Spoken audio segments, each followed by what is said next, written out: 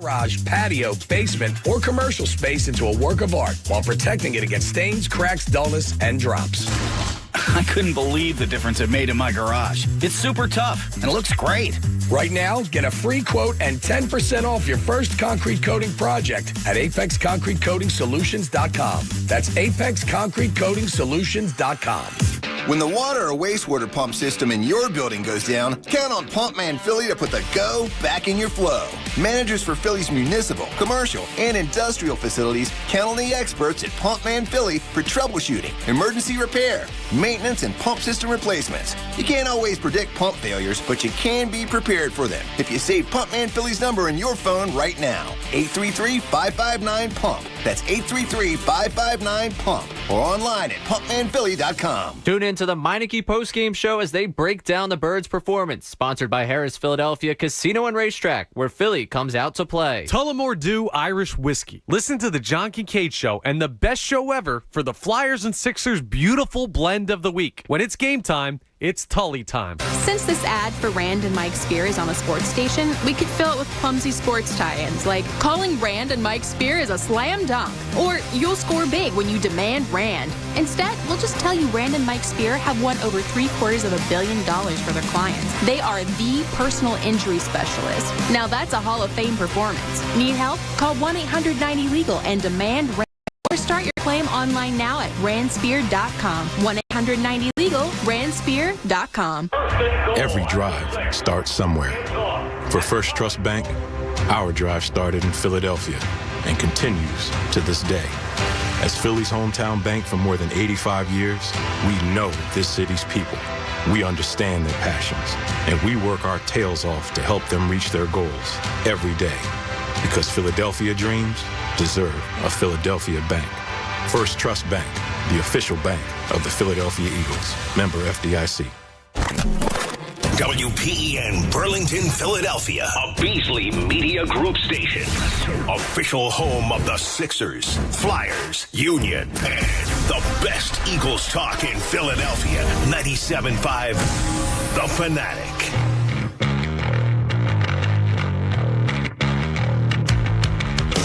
And a good victory Monday, Philadelphia. I'm Andrew Salchunas. It's the Midday Show. 97.5, The Fanatic. And yes, it is a victory Monday, which means we get to celebrate and still complain at the same time. But hey, Eagles got the win. They beat the Commanders yesterday 38-31. They are now 7-1 on the season. They have another leg up on the 49ers who lost yesterday. Hey, look, I'm feeling good. I'm feeling good right now. There's some things that obviously you're going to take away from yesterday where you are thrilled about. It's going to be a weird show today because I feel like I'm going to end up doing more complaining than I will be doing, raving about the Eagles' victory. I think that's just what's going to end up happening. Ray and I kind of talked about this last week in terms of life. Life in general, it seems like we complain more than we celebrate. And we point out the good things that happen in life, the good things that happen in parenthood or marriage. Like we complain more than we celebrate. And so that might end up being the show today. Because that game yesterday should not have gone anywhere near the way that it did. But they won. So let me start with the good, okay? Because I don't want this to turn into a bitch fest. Let me start with the good. The Eagles are 7-1. 7-1. Niners lose again, 3 straight now. I know the Cowboys, they looked pretty good against the Rams yesterday. They have 2 losses on the season, so the Eagles are only 1 game up. But the Eagles play the Cowboys this upcoming weekend.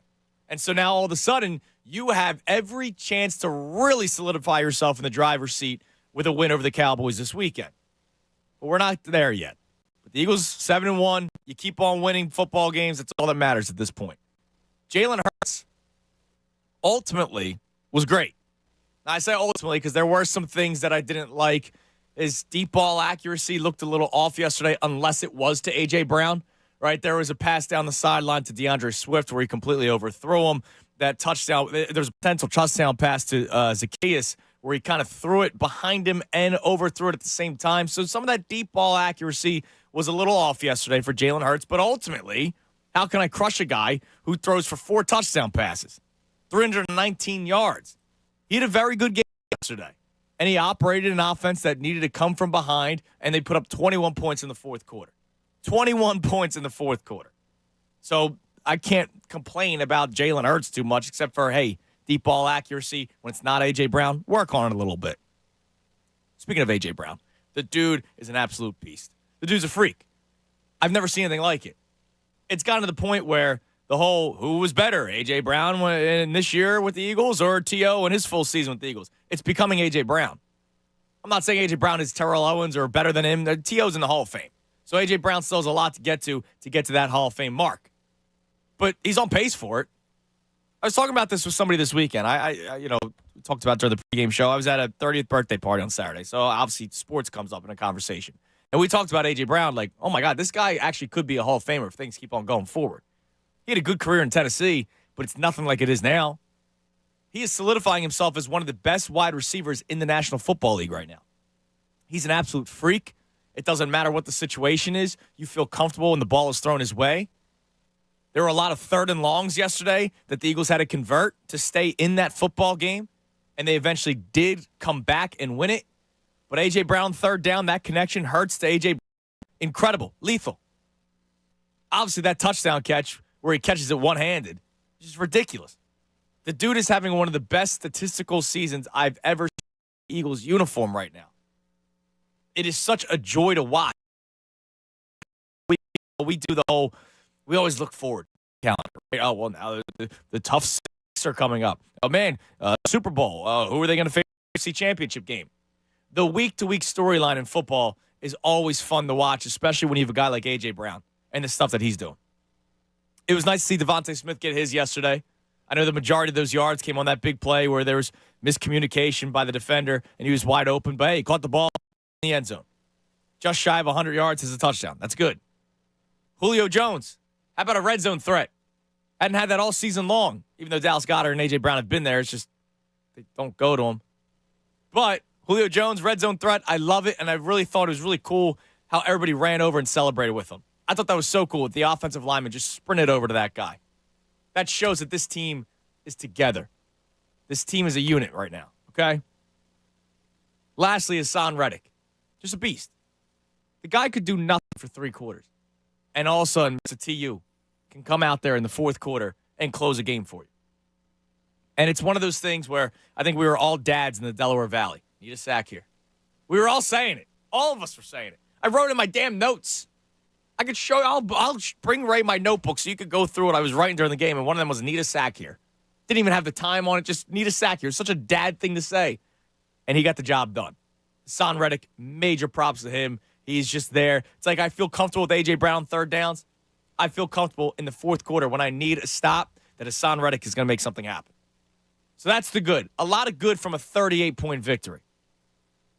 There's also some bad when you give up 31 points. And I'm not even going to start with the defense. Let me say this. So you scored 38 points. If you didn't watch the game, right, you're probably thinking, oh, what a great day for the offense. That was one of the most boring offensive game plans I've ever seen in my life. One of the most boring offensive game plans because it was the same thing every freaking play. A.J. Brown downfield somewhere. Devontae Smith, aside from his touchdown reception, middle of the field, finding a space to sit. Dallas Goedert running underneath. Kenneth Gainwell in the flat. It was the same thing every single play. There's no creativity, right? Like, the Commanders, they know what the deal is against this Eagles team. They can't let that front get to Sam Howell. So what was the first half? It was bubble screens. It was quick slant routes. It was getting the ball out quick. Now, is that your favorite game plan? No, but is it a game plan that works against the Eagles? It does. That's been the thing we've been talking about all they can do to get to the Eagles. Their defense is getting the ball out quick. Against the offense, it's bringing pressure and making Jalen Hurts roll to his right. Like, that's the 2 things that you can really do to try to slow down the Eagles. Not to even beat, but just to slow down the Eagles. That game plan sucked. I was so bored watching that game yesterday when the Eagles were on offense. To their credit, they scored 28 points in the second half. But it was the same thing. And if not for A.J. Brown, I don't know if you win this ball game. Kenneth Gainwell should not step on the field of play next week. We've been only saying it since, I don't know, week 1. Like, how is DeAndre Swift not getting more touches? Or let alone week 1, how did DeAndre Swift not play? Kenneth Gainwell, I don't know if he's trash. But he's just not comfortable out there. He does not look good. Fumbling that football, having the ball in the right hand, by the way. He's running to his left, and he's got the ball in his right arm. What do you think's going to happen? 2 red zone fumbles yesterday for the Eagles offense. The tush-push is errant snap. But Kenneth Gainwell can't fumble in that situation. And the problem is they just keep freaking going to him, man. After that fumble, his ass, and yet he was still out there. The guy does nothing for you where you feel comfortable. All right, he had 5 catches for 30 yards yesterday. And a lot of it was before half where they were playing off and just trying to protect the sidelines. And you'd catch in the flat, run 4 yards, get out of bounds. And it was an important part of that drive. It was. But still, just like he does not deserve to be on the field. 2 carries for -4 yards yesterday. He averaged -2 yards a carry. This dude should not be on the field. I know DeAndre Swift didn't have like this incredible game on the ground yesterday, but it was positive yards, it seemed like every single time. 4 or 5 yards a clip. He averaged 3.6 yesterday, but there were drives, especially late, where he's getting 4 or 5 yards. And then Boston Scott, they love Boston Scott. But apparently not enough to play him. I trust Boston Scott with the ball more than Kenneth Gainwell. I trust Boston Scott even if he goes 10 carries for 10 yards. Maybe the 11th carry, he breaks one. Kenneth Gainwell doesn't have breakaway speed. He doesn't have breakaway anything. He's a good, solid, rotational back. Not a guy that you're going to highlight. And yet they've been highlighting him all season long. He should not be on the field to play next week against Dallas. Too big of a game where you can't have any turnovers, you can't have any mistakes, and you can't have non-factor players. And then the entire season. Defense was trash yesterday. Came up big at the end. Hassan Reddick sacks and Reed Blankenship's interception. Before the interception, Reed Blankenship was having a hard game. James Bradbury had a horrible game. Darius Slay had a horrible game. And I'll say this, because now that I'm getting all the negative stuff out of the way, they probably should have lost yesterday. If Terry McLaurin doesn't drop 2 passes, one of their more sure-handed wide receivers. I know the one throw where he's running to the right sideline, Hal underthrew it. There still nobody was there. Like, nobody was around. He just dropped the ball. And then that 4th down play, he just dropped the ball. Would have continued the drive. They probably should have lost yesterday had Terry McLaurin not dropped 2 big passes. When he was wide open, by the way, because they couldn't defend him at all. But the defense has been good to great for the majority of the season. So I'm not going to sit here and freak out. Their 2 worst games this year were both against the Commanders. Clearly the Commanders have some idea on how to play against this Eagles offense. And if you're an opposing team, you're going to watch what the Commanders have done the last 2 times they played them and see what they do. All right, this is what they do well. This is what we're going to try to implement in our offenses. But so be it. 2 bad games for the defense this year, both against the Commanders. Eagles are 7-1. They won both of those games and ended up having big plays at the end on the defense.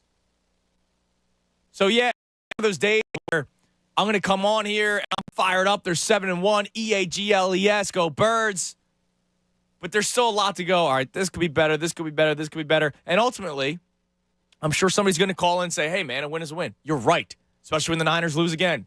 Especially when the Cowboys win again. Now they're just 1 game back still. But for the most part, I'm happy. But there are things that you need to point out. You can't go green-colored glasses at all times because there are things that need to be worked on. 610-632-0975. We're going to hear from head coach Nick Sirianni coming up next after his press conference yesterday. Talking about Kenneth Gainwell. I need to play this for you because he's going to try to be nice and, we love Kenny G and blah, blah, blah. I'm sorry. The message from me to you, Nick Sirianni, Kenneth Gainwell should not see the field at all next week, which is why I've been talking about trading for a back, not Derrick Henry, but trading for a back or calling up Rashad Penny, whatever it is. That can't continue. So if you want to rip Kenneth Gainwell today, go for it. But I also want to praise A.J. Brown. We'll get into more of that coming up next as well. 610-632-0975. It's a Football Monday, and Football Mondays on the Fanatic are presented by Pierce Phelps Bryant Heating and Air Conditioning Contractors. Visit nopaybryant.com for flexible spending options on a new heating and cooling system. Now jump into the NBA action with FanDuel. How about another nice win? Sixers last night. America's #1 sportsbook right now. New customers can bet $5 and get $200 in bonus bets guaranteed. Plus, all customers get 3 months of NBA League Pass courtesy of FanDuel when they place a $5 bet on the NBA. That's awesome. That way you can watch all the action as you bet on everything from point spreads to player props. You know I love my three-point shooting props. You get 5 or 6 guys where the over-under is 1.5 or 2.5, and you combine 5 or 6 of them, getting plus money in that parlay, and that $5 bet could, $100, $200, or in some cases even higher, depending on who you're betting on. Best of all, you'll get paid your winnings instantly. So don't miss your chance to get $200 in bonus bets plus 3 months of NBA League Pass. Just visit FanDuel.com/promo code Fanatic and tip off the NBA season right. FanDuel, the official partner of the NBA. You got to be present in PA and, of course, 21 up. New customer offer. First online real money wager only. Refund issued as knowledgeable bonus bets that expire in 7 days. All customer offer. $5 NBA wager required. Limit 1 pass per customer across both offers. Restrictions apply. Void where prohibited. See full terms for both offers at FanDuel.com/sportsbook. Gambling problem, call 1-800-GAMBLER. NBA League Pass. Local blackout restrictions apply. Fanatic Sports Update. Birds beat the Commanders. I'm Ray Dunn. This update is brought to you by Boost Infinite. Hey, think again the latest iPhone, then check out the amazing wireless offer from Boost Infinite. For more, just dial pound 250 on your phone and say Boost Infinite.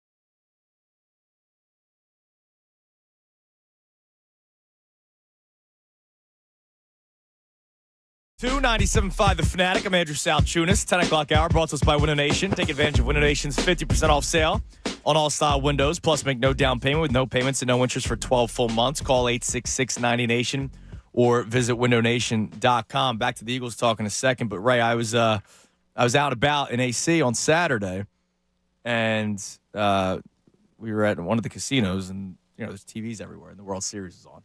Dude, I couldn't watch. It was brutal. Every time I would, we're like gnats, right? You see the light, you go after. You see a TV, you got to see what's on.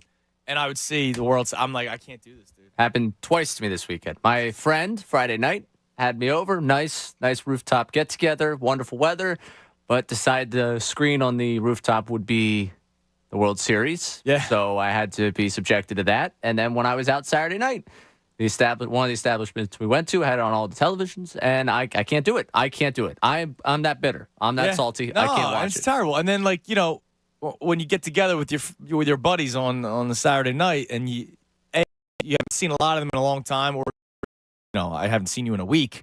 It's like we have to keep talking about it. Keep talking about it. Today. I was downstairs getting the coffee from Pagano's downstairs.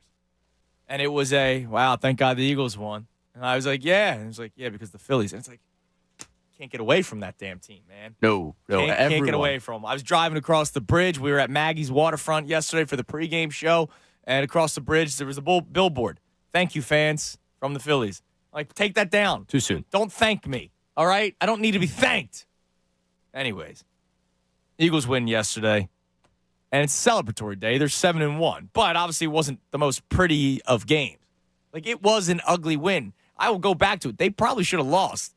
If Terry McLaurin doesn't drop 2 passes, they probably lose that football game. Good morning, Ray. Your thoughts on yesterday? Good morning. I actually feel a little bit better, I think, than you do right now about this team and about yesterday. I feel okay. It's just there was some really bad parts of the game yesterday. Yeah, it was a disgusting first half. The defense was terrible. Kenneth Gainwell should never touch the football ever again. Yeah. Hurts, as good as he was, did miss some guys downfield that would have led to touchdowns. And one of the big things we've complained about this year is not finishing drives with touchdowns. So there were some things where you go, all right, this could be better, this could be better, this could be better. That guy shouldn't be on the field. This could be better, this could be better. But ultimately, they win 38-31. Yeah, they win 38-31. And I think we do look at the defense a little bit different if DeAndre Swift goes down at the goal line instead of scoring that touchdown. Because they end up only allowing 7 points in the second half, if that's the case. They end up having a couple of drives where either they turn them over, they get them over on downs, they don't allow them to move forward. I mean, I think the turning point for me was really when the Eagles go all the way down to start the second half. They fumble. They're still down 7. Defense comes up with a stop, which they didn't seem capable of doing in the first half. And then Covey has that 25-yard punt return. It's like, okay, now the offense is set up a business. Let's turn this game on its head. And they were able to do it from there. Yeah. So I think as much as... they should have won yesterday. You fumble the ball twice within the 5-yard line. You let Sam Howell throw for over 300 yards. And at one point, I think he was like 17 of 18. Like, they shouldn't have lost yesterday or won yesterday. But they did. And so it kind of goes back to last year, the games that they were the trap games, the better team ended up coming out and winning. And they've done that through 8 weeks, 7 times. Going into the Eagles-Dolphins game, we didn't know who the better team was at that point. So if you want to take that game out of the other 7 games, they're 6-1 when the better team was on the field. And they've been the better team in all of these. And so even if it's been ugly, which it has been in a lot of games this year, they're still winning. And the thing that we keep on pointing out to is they are still improving. And there are still areas of improvement, and we expect them to. Yeah, I mean, there are things that you point to where you say, yeah, you shouldn't win a game. Sam Howell throwing for nearly 400 yards inside the 5-yard line. Of course, you're not supposed to win. Yet when Hurts looks the way team down in the second half, again, 24 points. If you allow 24 points in the National Football League, that's pretty much the standard to go win a game, especially with your offense. So I think that's why I don't feel nearly as bad about yesterday. Like the first half, I came in here and I did post game with Tom, and I looked at Tom when I got in after the first half. What a disaster! What's going on? What an awful end. Second half, like you said, it didn't. I don't think cosmetically it was a very pretty approach to going to win a football game. Like, you weren't sitting there like, wow, like they're dazzling with what they gave you offensively. They're obviously defensively, you weren't thrilled with what you saw. Dude, it was just such a boring game. Yeah, it was an ugly game. It was a weird, ugly game. You felt like there were 4 games within the same game. Except for the fake tush push that ended up a sweep for DeAndre Swift. They keep showing the fake tush push at the weirdest times. Yeah, they do. But, was there a moment yesterday where you said, wow, that was a good call. Good play call there, Brian. It was such, again, vanilla. And it's been like that way too many times this year. And maybe it's hey, we're 7-1. We're going to be in the playoffs. We're going to keep a lot of things under lock and key. And then come playoff time, you'll start seeing some more creative stuff. Or we got this tough 6-week stretch coming up. You might see some more against the Dallas Cowboys. You'll see some more against the Chiefs and the Niners and the Bills. Maybe that's what the mindset is. Maybe they thought we could play vanilla offense through these first 8 weeks and come out with a good record. And they came out with a 7-1 record. But, dude, it's literally the same thing every play. A.J. Brown either on the left or the right side. He's going downfield. Devontae Smith's finding a spot in the middle. Dallas Goedert's underneath. And Kenneth Gainwell's in the flat. Same thing every play. The only time that they did something different was the wheel route to Swift, where Hurts overthrew him, and Zacchaeus streaking right down the field. Those are the only 2 different plays I saw yesterday. And yet, if they had less mistakes, they put up a 50-burger. I think it's just the talent of this team. And I think that's maybe why I'm kind of at ease, because they keep showing me just how talented they are. And the rest of the league continues to show me just how prone they are to making mistakes as well. Yeah, but you know what the rest of the league does? If a guy isn't playing well, they probably don't play him that much. Yeah. And yet I got to still see Kenneth Gainwell out there. I'm sorry, dude. This is one of these things where I'm probably going to be irrational about the rest of the way, is seeing Kenneth Gainwell on the field. Because he's a guy that just doesn't do anything at an elite level. And I don't know if that was real or not. Has it been put out if it's real or not, the messaging during halftime? He was on his phone. I think it was real. It was real? Yo, dude, that's how terrible he's playing right now. The fact that he's that much in his feels that he's DMing people during halftime. Now, to be fair, you're DMing a player about their performance. I don't do that. Yeah. I don't do that either. I mean, obviously, don't check your phone in the middle of a game, but maybe let's not do that. It's just a weird behavior by a human being to slide into an athlete's DMs to tell them that they suck. It's weird. And they're all blah, blah, blah. It's just, man, mind right now. You got to start focusing because you're having a terrible game and you're not having a good season. There hasn't been a moment where I've gone, that's the Kenneth Gainwell I know. There hasn't been. Here's Nick Sirianni after the game yesterday talking about Kenny G. We don't ever lose faith in Kenny. He had a fumble, and if Jalen has an interception, we don't take him out. If Kenny has a fumble, we don't take him out. If I'd have done that with AJ last year when he had 3 games in a row with a fumble, that'd have been dumb. So we trust him. He was in because he was in. I know. So yeah. All right, listen. I know he's Mr. Positivity, and he's my guy. He's never going to throw a play under his bus. But he's comparing Kenneth Gainwell to Jalen Hurts and AJ Brown. Jalen Hurts got paid $200 million this offseason on a 5-year deal. Franchise quarterback, okay? Of course you're not taking out Jalen Hurts. A.J. Brown is playing like Terrell Owens. We're having conversations about whether or not he's better than T.O., okay? Cool it with that. Just listen how gross this is. Here's his game log. Beginning of the season, 14 carries, 54 yards. That's an average of 3.9 yards per carry. He also had 4 catches that day. Then he misses the week because of concussion, or was it rib? I forget what it was for Kenneth Gainwell. But then he misses week 2 against the Vikings, and that's when DeAndre Swift goes for 175.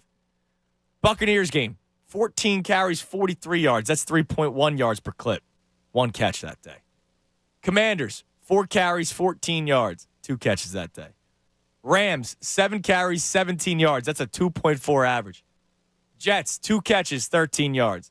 Dolphins, 2 carries, 13 yards. So he averaged 6.5 yards per carry in that big game. And that was a bad game plan, throwing the ball 85,000 times. Dolphins, 8 carries, 16 yards. 2 yards per carry. But he got in the end zone. And then yesterday, 2 carries, minus 4 yards. He's averaging 3 yards per carry this year.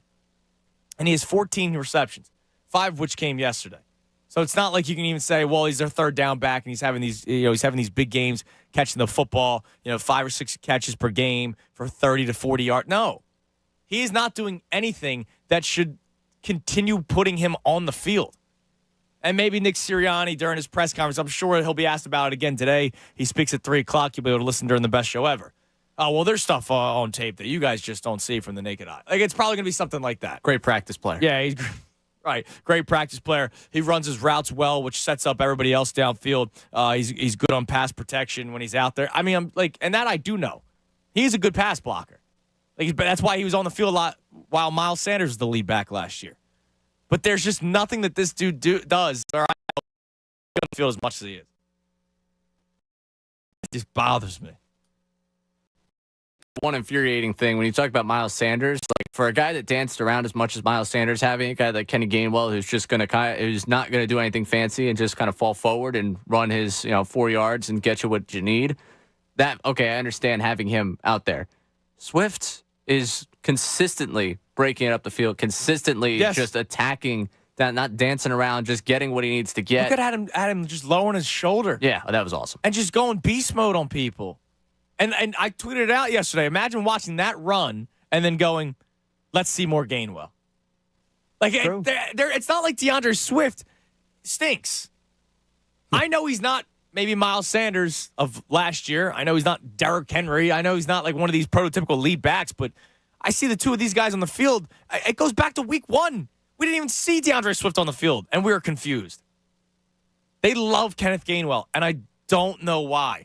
And maybe he'll talk more about it today at 3 o'clock when somebody asks him about it, because I'm sure it's going to be a topic of conversation, because it's going to be a topic throughout the entire show today. Because it's something that I'm just so perplexed by. Like, I can't get over the fact that I see him on the field as much as I do. All right, let's go to the phone. 610-632-0975. Reaction to yesterday's win. It's an Eagles victory Monday. They win 38-31. They're 7-1. Things are looking great. But at the same time, they're not. So, like, I don't want this to sound like a bitch fest. I really don't, because I feel great that the Eagles are 7-1. And they got a big matchup against the Cowboys. And you could make the case that maybe in the first half yesterday, they were thinking too much about the next week against the Cowboys. But now the real test starts. This stretch is 6 weeks. The real test starts. And let's see if they continue it. Their most difficult opponent this year, the Dolphins, they took care of business. So I don't think that they can't. I think that they can. And I think that they will. You go 3-3, you go 4-2. What, they're 7-1 now? If you go 3-3, you're 10-4. That's still a very good record. Just make sure wins are against the Cowboys and the Niners, because you want that division lead. You want that tiebreaker in the conference. But if you go 3-3, you're 10-4. You go 4-2, you're 11-3. It's a good football team. They just have flaws that they need to get over. Let's go to Heavy in Huntington Valley. Heavy, you're on the Fanatic. Yo, bro, what's good? What's up, Hev? Dude, I had a sick little $10,000 weekend. Oh, nice! Congratulations on your success. Oh, thanks, man. I'm sure it won't last long, but I'm gonna ride it as hard as it can. All right. But raise rents, do. Oh yeah, but I mean, this it's a win, but I feel like this Eagles team has like. I mean, you look at some of the things that happened yesterday. They scored the touchdown before the first half, finally into this game, and then with 24 seconds left, they allow 34 seconds left, they allow Washington to just drive downfield and then kick the field goal and get more points on the board. And then you could talk about the end of the game. They get the pretty much game clinching touchdown, and then the Commanders go right downfield and make it a one-score game. The defense was putrid yesterday. Now, the one thing I'll hang on to is that the defense has been pretty damn good pretty much the entire season. Their 2 worst games, though, were against the same team. Yeah, I don't know why they continue to make Sam Howell look like Joe Montana, but. I mean, I'm certainly at least concerned about what's going on with this team. I mean, you have Jalen Hurts already has matched his career high in turnovers, and you have this team that its red zone percentage is in the bottom half of the league. Yeah, it's been bad really all season, and then it gets worse yesterday when you fumble the ball twice inside the 5-yard line. I appreciate the call, Heavy. Like, that's stuff that needs to be worked on. I don't know what it is with Brian Johnson in the red zone. I feel like he just doesn't know what the magic button is yet. Like, I think he's so comfortable with just getting it to the 2-yard line and then doing a tush push that it's almost like that's what he game plans for. Right? When you're first and goal on the 10, yeah, you got 4 shots. Because let's face it, you're not kicking a field goal. You're not kicking a 20-yard field goal. You're going for the touchdown. But it just seems like it's the same thing every time. It's on first and 10, it's a run with Kenneth Gainwell for a yard or 2. And then second and goal from the 8, it's Jalen Hurts' design quarterback run. And if he gets you to the 5, you're doing it a second time because you're hoping that you just get it to the 2, if not into the end zone. And then if you're on the 2-yard line, tush push, touchdown. That just seems to be the thing every single time. That late touchdown, DeAndre Swift, what was it? Fake tush push. Like, I feel like he's just so reliant on, hey, if we get close enough for the tush push, it's going to work, which that's great. But then yesterday, look what happened. Aaron snap, you fumble the ball on the goal line. That sucks. And it's weird because a couple weeks ago, you had the Dallas Goedert touchdown in the end zone, in the red zone, into the end zone. And you go, all right, maybe you start utilizing Dallas Goedert again. Then you don't again. Julio Jones yesterday. Okay. So maybe he's just trying to feel out what that magic button is in the red zone. But it's just been so weird this year. I'll take that even a step further with the way that they plan about it. I know there was the quote last week from Nick Sirianni. It's like first and 9 every time. Yep. And you start to think a lot of these third down play calls that we get upset about, whether it's a draw, whether it's a screen, whether it's something that really you're not attacking down the field. It's to get You can't play for that.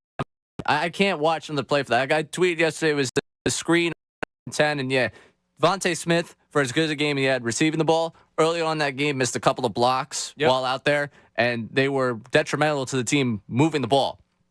But again, I don't want to be relying on a Devontae Smith block to get a first down. He's out there because he's a legitimate threat, and if you're going to put him over the middle of the field, like you saw when they started moving the ball down the field later in that first half, that, hey, he found some space over the middle. That's the way I want to attack on a third down and a third and long. I don't want to rely on the fact that, I got to maneuver my way through a couple of blocks. To get to a tush push. Right. I don't want that to be the thought process of, we're just going to get close enough so that we can use our unstoppable play to get the first down. I would like to attack down the field. That would be a great strategy if it was Greg Ward and Quez Watkins as wide receiver I got one, A.J. Brown, Devontae Smith, Dallas Goedert, DeAndre Swift, Jalen Hurts and his legs. I got a great offensive line. Let me attack down the field a little bit. Let's get a little bit aggressive with this. And I understand, like what you said, maybe they're just trying to find that magic button, find what works. They're a little vanilla to start the season because there's a lot of wrinkles they can introduce later on to get through this 6-game stretch. But those types of things frustrate me, even though I can't go as far as Heavy does with the just being upset with this team. They're 7-1 and they're playing better football, especially offensively, even though it was still like a boring game plan yesterday, but they're playing better offensively. And the defense, they've had 2 blips on the radar so far in 8 games, and it was both against the Commanders. And that's just the way the Commanders are built. It's unfortunate because you play them twice a year, and I'm so grateful. This is literally the first thing I said on postgame. I don't have to see them again for almost a calendar year. I hate the Commanders. I hate everything about them. I am so glad we don't have to see them play the Eagles again. That's how they're built. They've got small, fast guys that get into the middle of the field and make plays happen. That's just how they're built. That's how they go about their business. And Sam Howell, he's almost like not good enough to have to stand back there and go through a whole progression and fire it down the field. Like every time he tried to go up top, the only thing they hit on was when McLaurin burns Bradbury. Yeah. That was it. That was the only time they hit on something over the top. It's everything short, right? And it works against this Eagles defense. So we'll talk about it more. 610-632-0975, the number to climb in. Reaction to yesterday's win for the Eagles over the Commanders. Again, win. They're 7-1. The Niners lost. The Cowboys are a game behind you. So a win is important. So we'll continue talking about the Eagles win, the things that you think they need to work on. We'll talk about that. I have a tweet from a man, Toot the Barber, that I'll read to you coming up next. And it's something that Nick Sirianni spoke about during the press conference after the game yesterday. So we'll play that. Also, we got the Vault at 11 o'clock. And before that, I want to talk about A.J. Brown a little bit more. Because here's the deal. It's one thing to complain about Kenneth face. It's another thing to just praise what A.J. Brown. I have a question regarding A.J. Brown that I want you guys to think about. During the break. Where does Brown rank in terms of just incredible talents in Philadelphia history? You might, dude, stop. It's too early. Is it? We're comparing him to T.O., man. One of the best wide receivers in the history of the NFL. Think about that during the break. We'll talk about it next right here, 97.5 The Fanatic. Now, let me tell you about New Look Home Design. I love New Look Home Design. They'll be coming out soon. I can't wait for it. They're going to walk me through the process, show me what the deal is. They do, they do the 3D house, right? They show you. This is what it would look like. And it's great. They show you a picture, and then bang. This is what it looked like if you changed the color of your siding. This is what it looked like if you get your roof redone, if you did this, if you did that. It's like I'm looking at my house, but it's on an iPad, right? They do an incredible job, and they also offer you some incredible deals. 50% off all materials. That means 50% off roofing. That means 50% off siding. And you will get free gutters with any full roof or siding replacement. How awesome is that? You're also getting free gutters, and you're going to get 0% interest-free financing for 5 years. So all ththese deals are incredible. And you might be thinking, well, I mean, for all these deals, if they're cheap, do they get the job done? Are they good? Yes, they are. New Look Home Design is a GAF Master Elite contractor. This status is only offered to less than 2% of roofing contractors in North America. Those who have earned this designation have exhibited an uncompromising commitment to the highest standards in sales, service, and installation. Under 2%, that's incredible, and they are a part of it. They also offer some more discounts for senior citizens, teachers, and military and first responders. I really appreciate that. An extra 5% for them, and you also get free roofing inspections because they work with all insurance companies, not just a few. They work with all insurance companies to complete comprehensive roof inspections.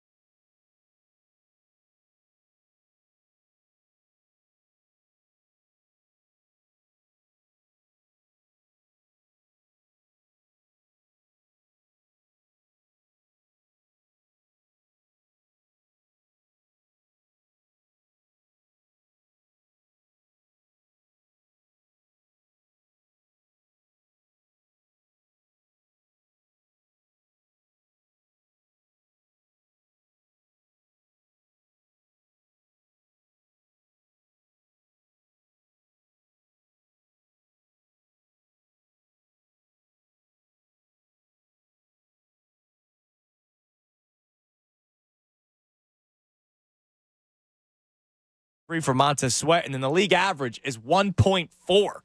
So think about that for a second. Almost 7 points higher in percentages. So Son Reddick has been clutch for this team defensively, and I want to praise that man. But I also want to praise A.J. Brown. So A.J. Brown yesterday breaks Calvin Johnson's record. 6 straight games with 125 yards receiving or more, which it's been a lot, right? He hasn't really even been close to the 125. So 6 straight weeks, he breaks Calvin Johnson's record. So we are watching potentially a Hall of Famer right now in the early years of his prime. Like, he's only going to get better, I think. And so I want to sort of talk about A.J. Brown. And my question for you is, where does A.J. Brown all of a sudden rank of top athletes of all time in Philadelphia? Because if you think about it, the wide receiver position in Philadelphia, when it comes to the Eagles, has not been great. You have Harold Carmichael, right? HOF. You have Mike Quick. You have Deshaun Jackson. You know, and then it's like blips. Like, T.O. was only a year. Travis Fulgham was 3 games. You know what I mean? Like, it wasn't that great. You just dropped the Travis Fulgham and a T.O. Like, and then, of course, there's guys way, way back. But, like, you know, modern day football is the big one. Because you think about it, since 2000, it's been throw. It's really climbed in the last 23 years. And the Eagles, it was kind of embarrassing that Harold Carmichael was their leading receiver still. And that's a testament to him for what he did in his career, especially in an era where they didn't throw the football all that much. But it also shows you that the Eagles have not kept up in modern-day football when it comes to receivers. And so now all of a sudden, last year, for the first time in the franchise's history, you had 2,000-yard receivers in Devontae Smith and A.J. Brown. First time in history. And now A.J. Brown is breaking Calvin Johnson records. That's how talented this guy is. And so I wonder, where does he rank all time for you in terms of just pure talent, and not just in football? I mean, in out of all sports. And if you look in the city right now, look, I know we're down on the Phillies right now, but you know, Bryce Harper, Joel Embiid, I've put up 35 points yesterday in less than 30 minutes of work. And then it's A.J. Brown. Jalen Hurts, too. You put him in the conversation. He's throwing the football. But A.J. Brown's up there. Like, those are like some top athletes in the city right now. And A.J. Brown, this is year 2. He's up there. So what I want to do is praise him a little bit as well at 610-632-0975. Here's Nick Sirianni after the game talking about A.J. Brown. Anytime our guys can get a record or anything like that, I mean, the history of this league and the history of this game is special to me. You do something that no one's ever done in history, and one of your players does that, that's pretty cool. So A.J., you know, has done it better over a 6-game stretch than anybody ever to play this game, and that's pretty special. Yeah, I mean, it's great. And you know, Nick Sirianni probably loves having him on his team, right? You know, Ray just brought up the days of Greg Ward and Deontay Burnett. Like, those days are done, man. Those days are gone. You have A.J. Brown. You have Devontae Smith, who's having a quote-unquote down year and has 99 yards receiving yesterday and a touchdown. Like, it's just he's been so good for this team. And it's one of these, like, even when the offense looked as boring as it did yesterday, A.J. Brown still comes down 130 yards. Just chuck the ball up, and he's going to come down with it. They can't stop him. St. Just, you know, it doesn't matter who's defending him. They can't stop him. Dude's just a man, damn it. And that's the head coach talking about him. How about his best friend? Here's Jalen Hurts after the game talking about A.J. Brown. I mean, he's doing really impressive things. You know, he's playing at a very high level. He's been consistent, and as a friend, I know what his mentality is and where it's coming from. It's no surprise. And the way he works, what he does in the offseason, where his mental is, and why. And so I'm proud of him as a friend and as a quarterback. You know, I'm proud that he's truly invested into me and putting the team first and doing whatever he needs to do in his role to win. It's just crazy. Think about this for a second. And we could deep dive into this more, whether it's a disrespect thing to the Eagles. Like, I don't know what it is. You know, it's Justin Jefferson is on every commercial, right? Tyreek Hill is on every commercial. Jamar Chase. Like, these guys are talked about all the time.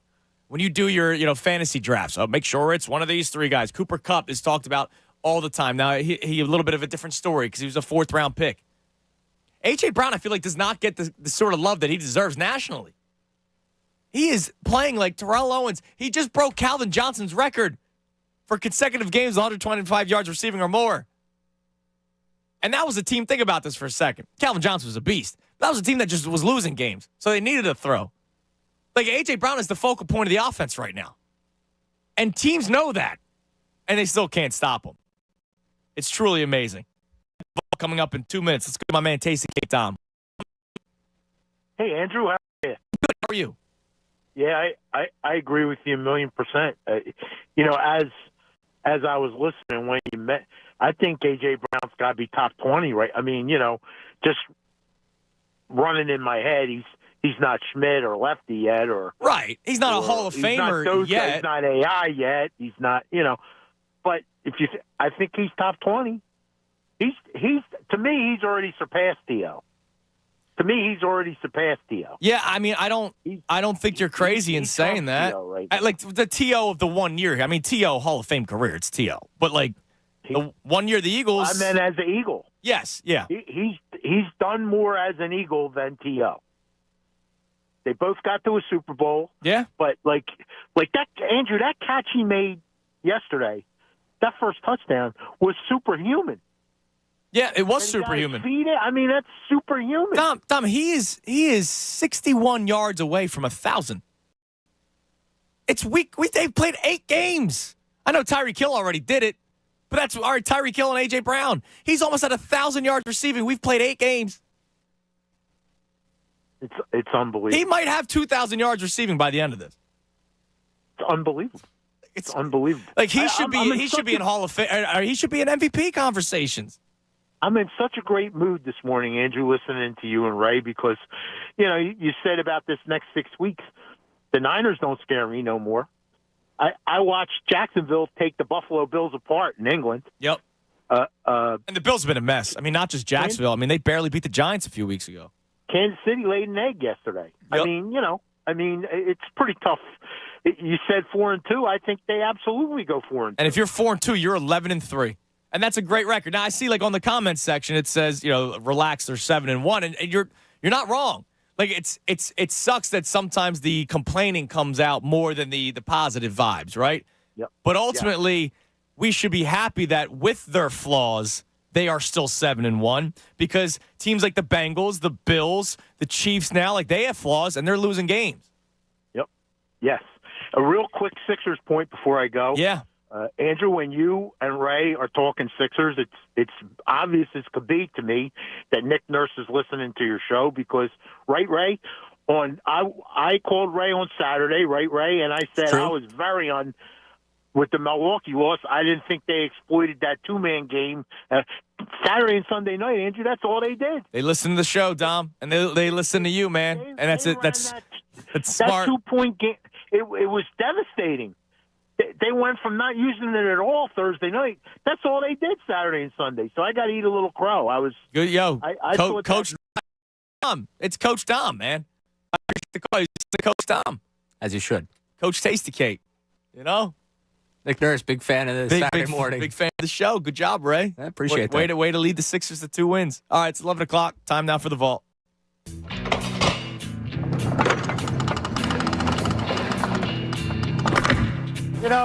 When we began opening this vault nearly 2 hours ago, we had no real idea what we'd find inside. As it turns out, we haven't found very much. Vault presented by Golden Nugget Jewelers, where Philly gets engaged, and it's the day after Eagles victory. Vault, which means Ray didn't have to do all that much work today, did you? No, I did not. It's a beautiful day. Happy Monday to you, Ray. Happy Monday to me. I left here yesterday all smiles because I knew exactly what the vault would be today. Started slow, obviously trailed early, but they bring themselves back within a score with A.J. Brown just doing something magnificent. Hurts firing for the end zone, and a one-handed attempt. Oh, my goodness! A.J. Brown with an amazing touchdown. That ball looked like it was in the left corner. He went up and scooped it. I thought he was going to throw the flat right here to Zacchaeus, and look at the hands, attack the ball in the air, just the right hand, bring it back into the body, snatch it out of the air. Oh, goodness, you're not going to see a better catch. With all due respect, Stink, Mark Schlereth, You thought he was going to throw it to Zacchaeus? Come on, A.J. Brown. I thought he was going to throw it to Todd Pinkston. T.O.'s right there. Oh, man. It's A.J. or bust at this point.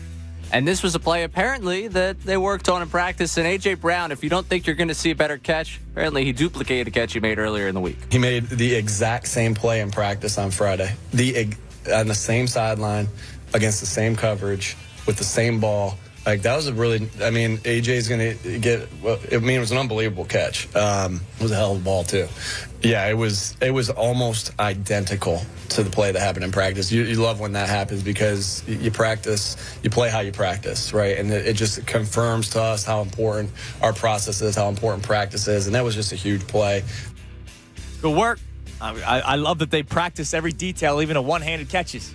Yes, appreciate that. It looked exactly the same in practice. I'm positive. I need to know the corner that got beat on that, though. Yeah, that's right. I need to know. Look, Bradbury Slay had bad weeks. Not a banner day for either secondary. Dude. Both secondaries, very, very brutal defensive execution there. All right, let's move on, but not from A.J. Brown because he's going to do it again. 3rd down 7. Hurts, pocket thrown, and what a move! A.J. Brown comes back to the ball for an Eagle touchdown. He's just uncoverable. Yeah, I mean, he literally... Look, I'm not the biggest Chris Myers guy. The first call was good, and then he's just uncomfortable. It's a good line, because he is. I mean, again, he breaks Calvin Johnson's record yesterday of 6 straight games now with 125-plus yards receiving. Yesterday, 8 catches, 130 yards, 2 touchdowns. That's 16.2 yards per reception. I mean, the guy's nasty. It doesn't matter where. It could be in the end zone like we saw twice. It could be down the field. It could be on sidelines. I mean, and the guy runs every route in the route tree. We're watching greatness right in front of us right now, and that should be celebrated. Well, that one knotted the game up at 17. After the game, Nick Sirianni wanted you to know that as impressive as the 2 touchdowns, 125-plus yards are, you're not going to find a better person than A.J. Brown. I told you last week, he did so many unsung things that were outstanding and great leader. You saw him over there. Like, I had to pull him off the field at a timeout when we were on defense. I'm like, you ain't going in. Like, he was on the field encouraging our guys, believing in our guys. Like, there's not a better person on our team than A.J. Brown. Might not be a better player on our team than A.J. Brown. There's not a better person. And I love these guys in there. And so that's high praise that I'm saying because he's an outstanding – shoot, I'm happy it's happened for somebody that's as top-notch as AJ, as a worker, as a person, as a teammate, as everything that he is. So I have in front of me the all-time receiving yard leaders in Eagles franchise history. I'll run through that coming up in the next segment when we have a little bit more time. I mean, he's going to be in the top 10 in the next season and a half. Just Eagles, not totaling also his Tennessee years. In the next season and a half, he'll be in the top 10. And that shows how bad it's kind of been in the history, but then it's also a testament, like I said, to Harold Carmichael, who was just shy of 9,000 yards when he was playing in an era where they weren't throwing the football every single down. Watch out. Watch out, record books. He's coming for you. Now, head coach had a lot of nice things to say, so did his best friend and quarterback.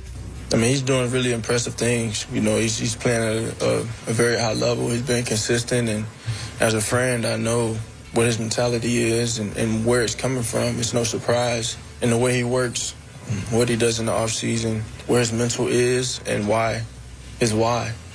And so I'm proud of him as a friend and as a quarterback. You know, I'm proud that he's truly invested into winning and putting the team first and doing whatever he needs to do in his role to win. As a quarterback, you're also happy that he's on your team. Yes. Not just I proud. would say so. Not just proud. Happy. Thrilled. You know what I mean? Yeah. Carson Wentz so out of the picture. But Carson last year was throwing to Deontay Burnett and Greg Ward and Ray Dunn and Andrew Salchunas. True. This guy's got Devontae Smith and A.J. Brown and an underutilized Dallas Goedert at times. But A.J. Brown's a beast, man. He's a beast, but despite the 2 touchdowns, by the time the Eagles get the ball back, they still find themselves down. Devontae Smith gets his opportunity to shine with his touchdown catch. 2nd and 10. Got him wide open. Catch made in the end zone. Devontae Smith. Touchdown. Yep, nice and easy. Wide open. A little miscommunication by the defense. Hurts makes the throw. It's all that matters. Devontae scampers in. Touchdown. It was good to see him get in the end zone. Yeah. And I'm sure he felt good afterwards. again, can't understate just how bad the secondaries were. No, it was terrible. I mean, the Eagles secondary was awful. Yeah, not great. But one high point for the secondaries in this game was Reed Blankenship. Bad game, but a good result here. Powell's throw intercepted. It's Reed Blankenship to the 15 of Washington. The Eagles with their first takeaway. Yeah, Reed was terrible yesterday. Really bad. I know he's a lot of people's favorite player. Yeah, he was awful yesterday.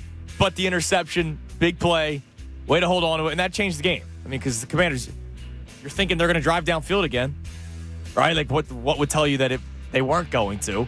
And he makes the interception. That was huge for the Eagles. So good play by Reed.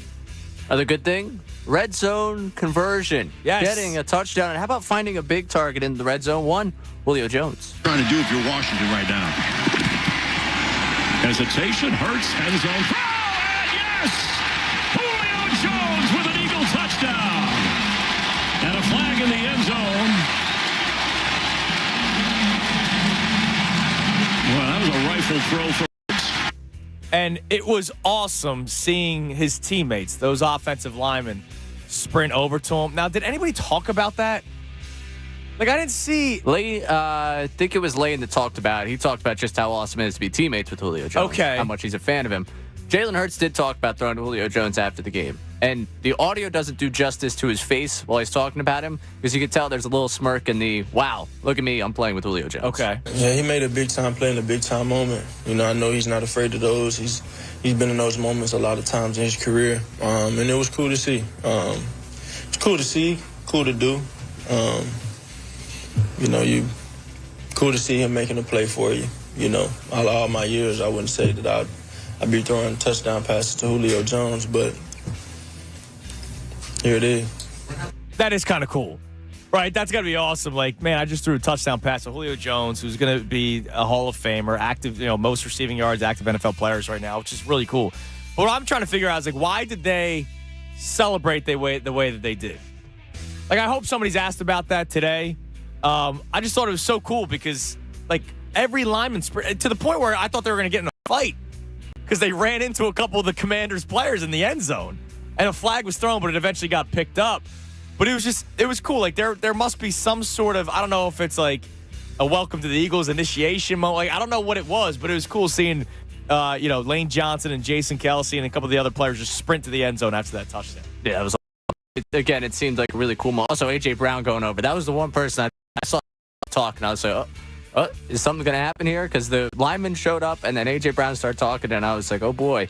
Let's just celebrate Julio. I thought something was going to happen. Let's have a moment for him. All right, real quick to finish this one out. DeAndre Swift on the brotherly sweep. I don't know what we're calling this, but they made something happen here. They need 2 for a first down. Swift will get it and get a touchdown. There you go. Yep, very brief. Nice little touchdown that's because they were bored at that point. They were like, oh, this game's over. Get us out of here. Go Birds. All right, that's the Vault presented by Gold Nugget Jewelers, where Philly gets engaged. Hey, real quick, first 4 callers on the contest line, 215-263-0975, 215-263-0975. The reason why we're doing this early in the show and the reason why we're doing all 4 pairs right now, I have 4 pairs of tickets to tonight's game. Flyers Hurricanes at the Wells Fargo Center. You can get tickets at PhiladelphiaFlyers.com. So 4 pairs of tickets, a pair to each of the first 4 callers on the contest line, 215-263-0975, to watch those red hot Flyers take on the Hurricanes tonight at the Wells Fargo Center. And again, for more tickets, you can check them out at PhiladelphiaFlyers.com. The number to climb in if you want to just talk about the Eagles, it's 610-632-0975. I'll give you that list of all-time receiving leaders in Eagles franchise history, and I'm telling you right now, within the next season and a half, so the last 8 games of this year, or last 9 games of this year, and all of next season, A.J. Brown will be in the top 10 all-time Eagles receiving yards, and you could make the case one of the best receivers in Eagles franchise history. 610-632-0975. I'm Andrew Salchunas, and this is 97.5 The Fanatic. Now jump into NBA action with FanDuel, America's #1 sportsbook. Obviously, we have a Monday Night Football game today, but the NBA now back every single night, and right now new customers can bet $5 and get $200 in bonus bets guaranteed. Plus, all customers. I love that they do stuff for all customers, too. Get 3 months of NBA League Pass courtesy of FanDuel when you place a $5 bet on the NBA. All you got to do is bet that $5, and boom, you get it. That way you can watch all the action as you bet on everything from point spreads to player props, three-point shooting props, my favorite thing to bet on. Best of all, you'll get paid your winnings instantly, so don't miss your chance to get $200 in bonus bets, plus 3 months of NBA League Pass. Just visit FanDuel.com/promo code Fanatic and tip off the NBA season right. FanDuel, the official partner of the NBA. You got to be 21 plus and present in PA. New customer offer, first online real money wager only. Refund issued as non-trouble bonus bets that expire in 7 days. All customer offer, $5 NBA wager required. Limit 1 pass per customer across both offers. Restrictions apply. Void where prohibited. See full terms for both offers at FanDuel.com/sportsbook. Gambling problem? Call 1-800-GAMBLER. NBA League Pass. Local blackout restrictions apply. Fanatic Sports Update. Birds beat the Commanders. I'm Ray Dunn. This update is brought to you by Discover. Discover Cashback Debit, a game-changing checking account with cashback eligibility terms at Discover.com/cashback debit. Discover Bank member. I see the overcame a slow start, beat the Commanders at 30-31. Eagles trailed 14-3 early in that game, but the offense turned on. Jalen Hurts threw for 319 yards and 4 touchdowns in the victory. A.J. Brown had his 6th straight 125-plus yard receiving game, setting an NFL record. And if that's not enough for you, he also scored 2 touchdowns. The Eagles now have the best record in the National Football League. Chiefs lost to the Broncos. Birds sitting at 7-1. Nick Sirianni will speak to the media at 3 p.m. You can catch that live on the best show ever. Sixers win their home opener over the Trailblazers 126-98. Joel Embiid was dominant in the game, scored 35 points, 15 rebounds, and 7 to 6 assists. Also had 6 blocks in just 29 minutes. Tyrese Maxey with 26 points in the victory.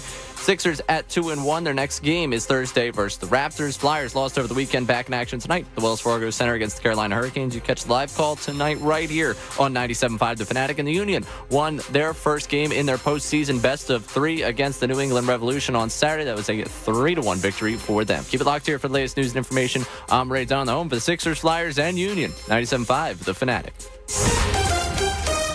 The Philadelphia Flyers season is here. The anticipation for the future is positive. Follow the Flyers all season right here with play-by-play and more. 97.5 The Fanatic.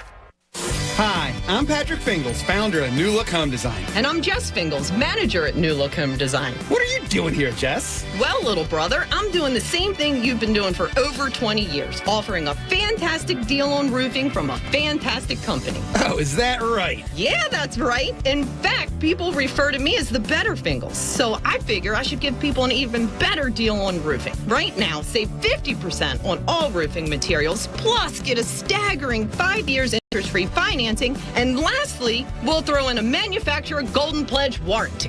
What are you doing, Jess? That's crazy. Well, Pat, as manager of New Look, I see things differently than you. I'm responsible for a great customer experience. I ensure every job goes smooth, and now I'm ensuring everyone gets the best deal. Sounds like you really are the better Fingles. Don't wait. Call 800-279-5300 or visit newlookhomedesign.com. Better deals from the better Fingles. I have diabetes. I'm at risk for pneumococcal pneumonia. I have asthma. I'm at risk too. If you're 19 or older with chronic conditions like asthma, diabetes, COPD, or heart disease, or are 65 or older, you are at increased risk for pneumococcal pneumonia. Ask your doctor or pharmacist about Prevnar 20, pneumococcal 20-valent conjugate vaccine, a vaccine that can help protect you against pneumococcal pneumonia in one dose. Even if you've already been vaccinated with other pneumonia vaccines, Prevnar 20 may help provide added protection. Prevnar 20 is approved for adults to help prevent infections from 20 strains of the bacteria that cause pneumococcal pneumonia. Continued approval may depend on a supportive study. Don't get Prevnar 20 if you've had a severe allergic reaction to the vaccine or its ingredients. Adults with weakened immune systems may have a lower response to the vaccine. Side effects include pain and swelling at the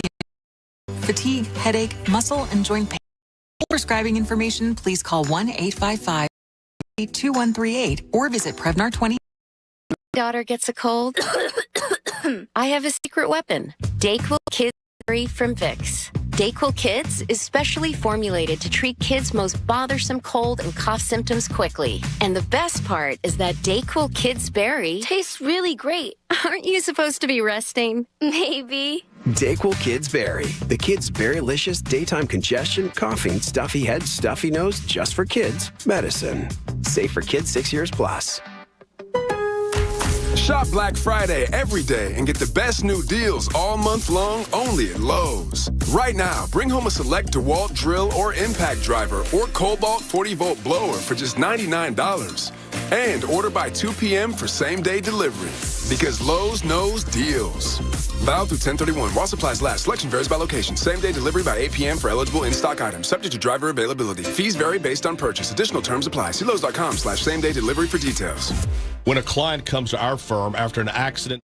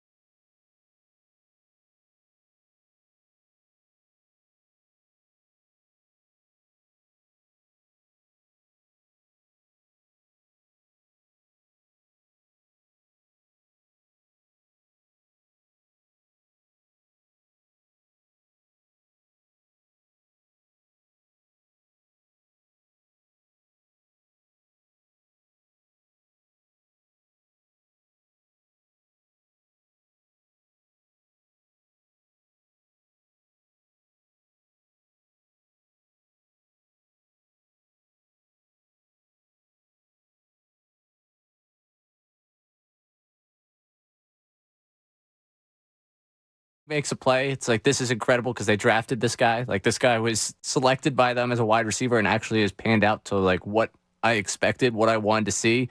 And I think I was scarred for a couple of years there with some of the names that they had selected, Howie in the wide receiver position because they just hit the home run.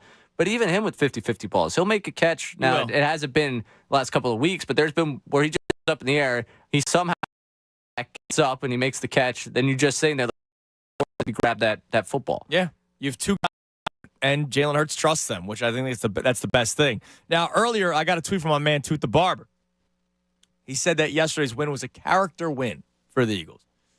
And, sometimes I don't, look into that kind of stuff. But, look, I get it. You're down to a divisional opponent. I think we're all like, oh, shoot. Like, they're going to lose this football game. And they come back and win. So, Toot tweets me that earlier in the show. Well, and after the game yesterday, Nick Sirianni spoke about that same thing. Yeah, when you win tough games on the road against a tough opponent, this is a tough opponent. I got so much respect for Coach Rivera and Sam Howell, McLaurin, Allen, Payne, Sweat, Young. I mean, there's just a lot of respect I have for the guys on this football team. And I'm like, man, we got to play them twice a year, and they're always tough. It's a credit to Coach Rivera and the guys that they have. So, but anytime you win a division game like that on the road with some ups and downs, it teaches you, how to fight through adversity, which we all need. And yeah, I do believe it builds your team and builds your character. And I think it's also important to note that they lost to the Jets, which was terrible, leading into a big game against the Dolphins. You got the win against the Dolphins. You're coming off the high of winning against the Dolphins, playing on a 1 o'clock Sunday afternoon at FedEx Field against the Commanders with the Cowboys looming.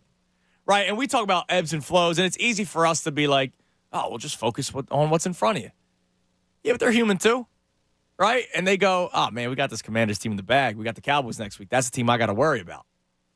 And then sometimes you don't play up to your ability. But then in the previous week, you see what they did against the Dolphins. That vaunted Dolphins offense with Tyreek Hill. Tyreek Hill had under 100 yards receiving last week. That doesn't happen much. Especially this year. He's already over 1,000. So, yeah, I mean, it was a good win for the Eagles to come from behind, and hopefully that is a good character-building win. And here's the deal. You got the Cowboys game up next, and then the bye. I love that the bye's afterward. Because here's the deal. Sometimes there's teams that are like, they're looking forward to the bye, and they don't play up to their standard. Cowboys. You can't do that. You can't do that. So I love that they're going to have this tough battle against the Cowboys, hopefully take care of business with a win, and then you get to celebrate going into the bye. And then you have all those other 5 difficult games in front of you, which we'll talk about those as well coming up. 610-632-0975. Little 6 as they won yesterday. Right, Ray? I was. So Ray was at the Wells Fargo Center yesterday. We'd love to hear what Ray had to say because Ray texted me something yesterday that we both found kind of interesting. So we'll discuss that coming up. But a good game for Embiid, and there was somebody on the bench yesterday. And we'll talk about that next right here, 97.5 The Fanatic. Fanatic Sports Update. Birds beat the Commanders. I'm Ray Dunn. This update to you by Teeth Keepers. Offers dental and vision plan for under $8 a month at Teeth Keepers. TeethKeepersSave.com and enroll. The Eagles overcame a slow start in Washington, beat the Commanders 38-31. Eagles trailed at 14-3 early on in that game, but Jalen Hurts and the offense turned it up. Hurts thrown for 319 and 4 touchdowns in the victory. A.J. Brown had his 6th straight 125-plus yard receiving game, setting an NFL record. That's not enough for you. Also scored 2 touchdowns. The Eagles now have the best record in the NFL as the Chiefs lost to the Broncos. Birds sitting at 7-1. Nick Sirianni will speak to the media at 3 o'clock. You can catch that live on the best show ever. Sixers won the home opener over the Trailblazers 126-98. Joel Embiid was dominant. Scored 35 points, had 15 rebounds and 7 assists.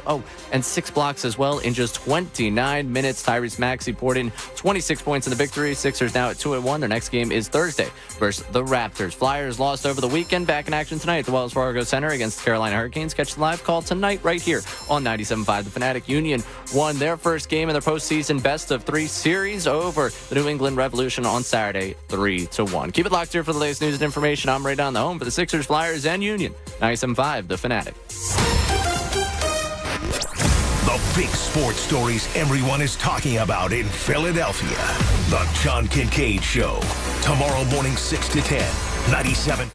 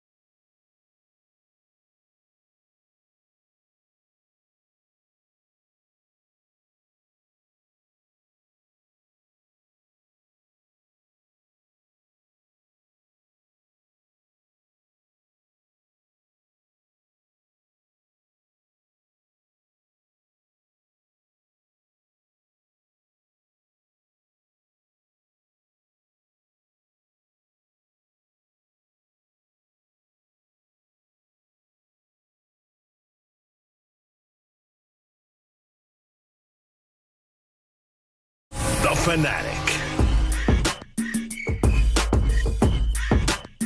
11:50, 97.5 The Fanatic. I'm Andrew Salchunas. It's a Football Monday, Victory Football Monday, and Football Mondays on The Fanatic are presented by Pierce Phelps Bryant Heating and Air Conditioning Contractors. Visit nopaybryant.com for flexible spending options on a new heating and cooling system. We will hear from Nick Sirianni, head coach, later on today, not during the midday program today. He'll be on at 3 o'clock, so you'll be able to listen live during the best show ever. Coming up at 12:20, we'll do our Around the NFL segment when we look at all the scores around the league and sort of point out the games that really mattered most. And that San Francisco 49ers game from yesterday will obviously be a part of the conversation.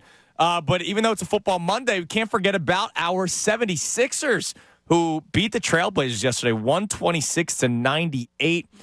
Joel Embiid just dominant. And this goes back to what we've talked about. As frustrating as this team is, as frustrating as Joel Embiid was in Game 7 last year, as terrible as it was for him to not have the ball in his hands in the final 5 minutes of Game 6, there's a lot of disrespect thrown his way. Oh, man, they gave him the MVP award just for people to shut up. That might be true. He should have won it the second year. You know what's funny? I forgot to tell you this story. So I randomly met a guy when I was in Florida for the Eagles-Tampa game. I went and golfed by myself. Like I had 4 days. Awesome. I had 4 days, no wife, no kid. It was just like, let me kill 3 or 4 hours on the golf course. And I got paired up with a guy from Denver who is now living in the Tampa area. And so we had the Embiid-Jokic discussion. And he, as a diehard Nuggets fan, diehard Jokic fan, was in an agreement that Embiid should have won in year 2. Remember, Jokic won the first 2 years, Embiid won last year. So he was in agreement that Embiid should have had it last year, but thought it was stupid that Embiid won it this past season. Which, I don't think it's stupid, but I could agree that it probably should have gone Jokic, Embiid, Jokic, as opposed to Jokic, Embiid. This is I'm talking to a Nuggets fan, so, he put his bias aside, which I appreciated. But anyways, that's a conversation for another day. Embiid yesterday in 29 minutes. I know it's the Blazers, right? I get it. But the guy's the MVP. In 29 minutes, he drops 35 points, grabs 15 boards, has 7 assists, and has 6 blocks. The guy's a freak on both ends of the court. So he has a great game. Maxey keeps on playing well. 26 points, 10 boards. He's a double-double. He had 10 boards yesterday. Tobias, another 20 spot yesterday. So, good day for the Sixers. Embiid up big. They didn't have to play that many minutes. We even saw Philip Petrushev get out there for 3 minutes. So big day for Petrushev. But anyways, Sixers get the win. And Ray Dunn, you were in attendance yesterday for the home opener. What was the vibe like at Wells Fargo Center? It was interesting because you could feel like the juice, not necessarily like it was before. There were some empty seats. Like it was kind of interesting to feel the crowd, but Embiid got the crowd into it. I mean, I think just watching him play. When did he do the celebration? The second half, yeah. Then people lost their mind. I thought it was early. No, I'm pretty sure it was second half. I could be remembering it wrong, but there was an interesting energy in the building going on early, and then when they started to play, and it was really Embiid, the engine that was driving them. When he started playing well, people really getting into it and getting excited with it.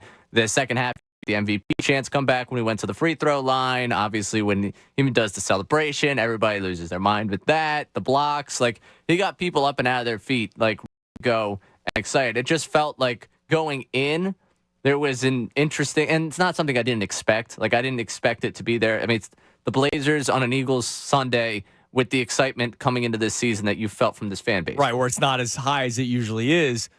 But I'm glad that Embiid got people going because I think it's not that people think, majority of people don't think he stinks, right? There's a few knuckleheads out there that think he stinks or whatever. Or this guy's got no heart or, whatever. Not a championship player. The guy's got immense talent, all the talent in the world.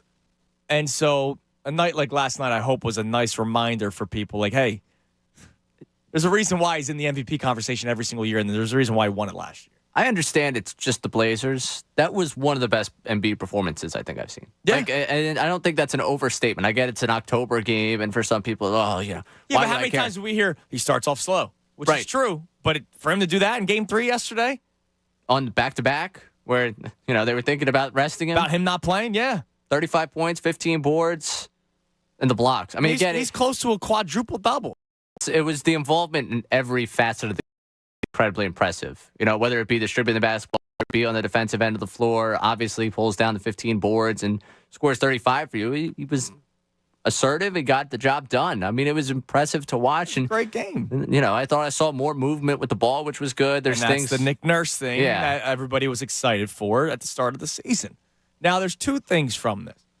You sent me an interesting text, storyline number one. You sent me an interesting text yesterday, and I want to talk about it. Go ahead. What was the text, Ray? I had texted you that before the game, you know, when the home opener happens, usually they give a player the mic to address the crowd, thank the fans, them fire, and it was Tyrese Maxey, which, understandable, is probably one of the most lovable athletes in this city. Like, I think that's what it was. Right, and it's a weird time with Embiid. You know, obviously you have the summer of Harden, but the summer of Harden had the offshoot of being the summer of, wow, the Knicks just continue to put out reports that they would trade for Embiid in a second.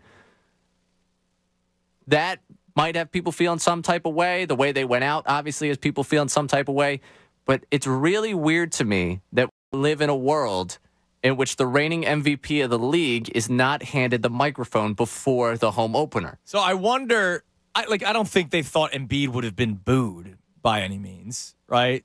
But maybe they go, well, everybody loves Tyrese Maxey, so there's not even a risk here. Let's give the mic to Maxey. And maybe it's also a mindset of, look, it's his keys, him and Embiid, especially with Harden not playing or what the future is for James Harden. So let's let Tyrese Maxey have the spotlight. So it's also interesting because the message that was delivered, because Maxey says, and you know, like thanking the fans, love Philadelphia, and smile, the whole thing. Also mentioned last year was a great year. We're looking forward to having another great year this season. Maxey delivering that message, as compared to Embiid delivering that message, I'm curious the response. Because if Embiid says it, you go, what do you mean great year? You guys fell in the second round again. And blah, blah, blah. It becomes, oh, it's a great year because he won MVP. That's all he cares about. Right. Maxey delivering it is like, oh, you know, it's all right. You know, we see what he means. Young Buck, he's getting better. Right. I almost felt like they obviously they didn't address it the way, I mean, remember Embiid addressing the crowd the year of Simmons was, you know, he's our brother. You have to support Ben. There was no mention of Harden in the speech, and there was just the great year thing. I think Maxey just ended up being the safe bet for them. I think that's what it is. And that really is all it is. It's the safe bet. You know, you don't want to put the situation. You saw him when game 4 of the NLDS when they show him up on the big screen. The place went nuts. Right. And I understand the safe bet. It's just a sign of the weird times we live in. Yeah, that's more the point of this conversation. It's not a, wow, is Embiid on the way out? Or, wow, you know, is Maxey really the guy they love? No. It's just a sign of the weird times where the microphone isn't given to the reigning MVP of the league. Right. Like, I could see it any other year. This is the home opener after the season in which you win MVP. Yeah. One of those things. And they give the mic to Maxey. Now, the other storyline other than the game itself was James Harden was there.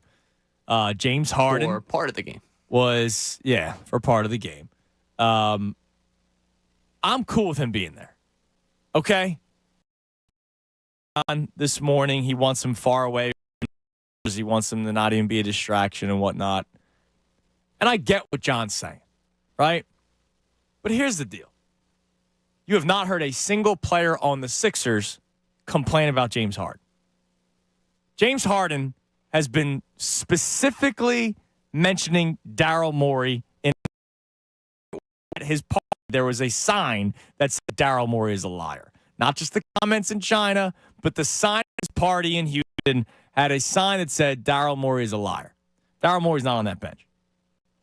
On that bench is his teammates. Now, I understand what somebody's thinking right now.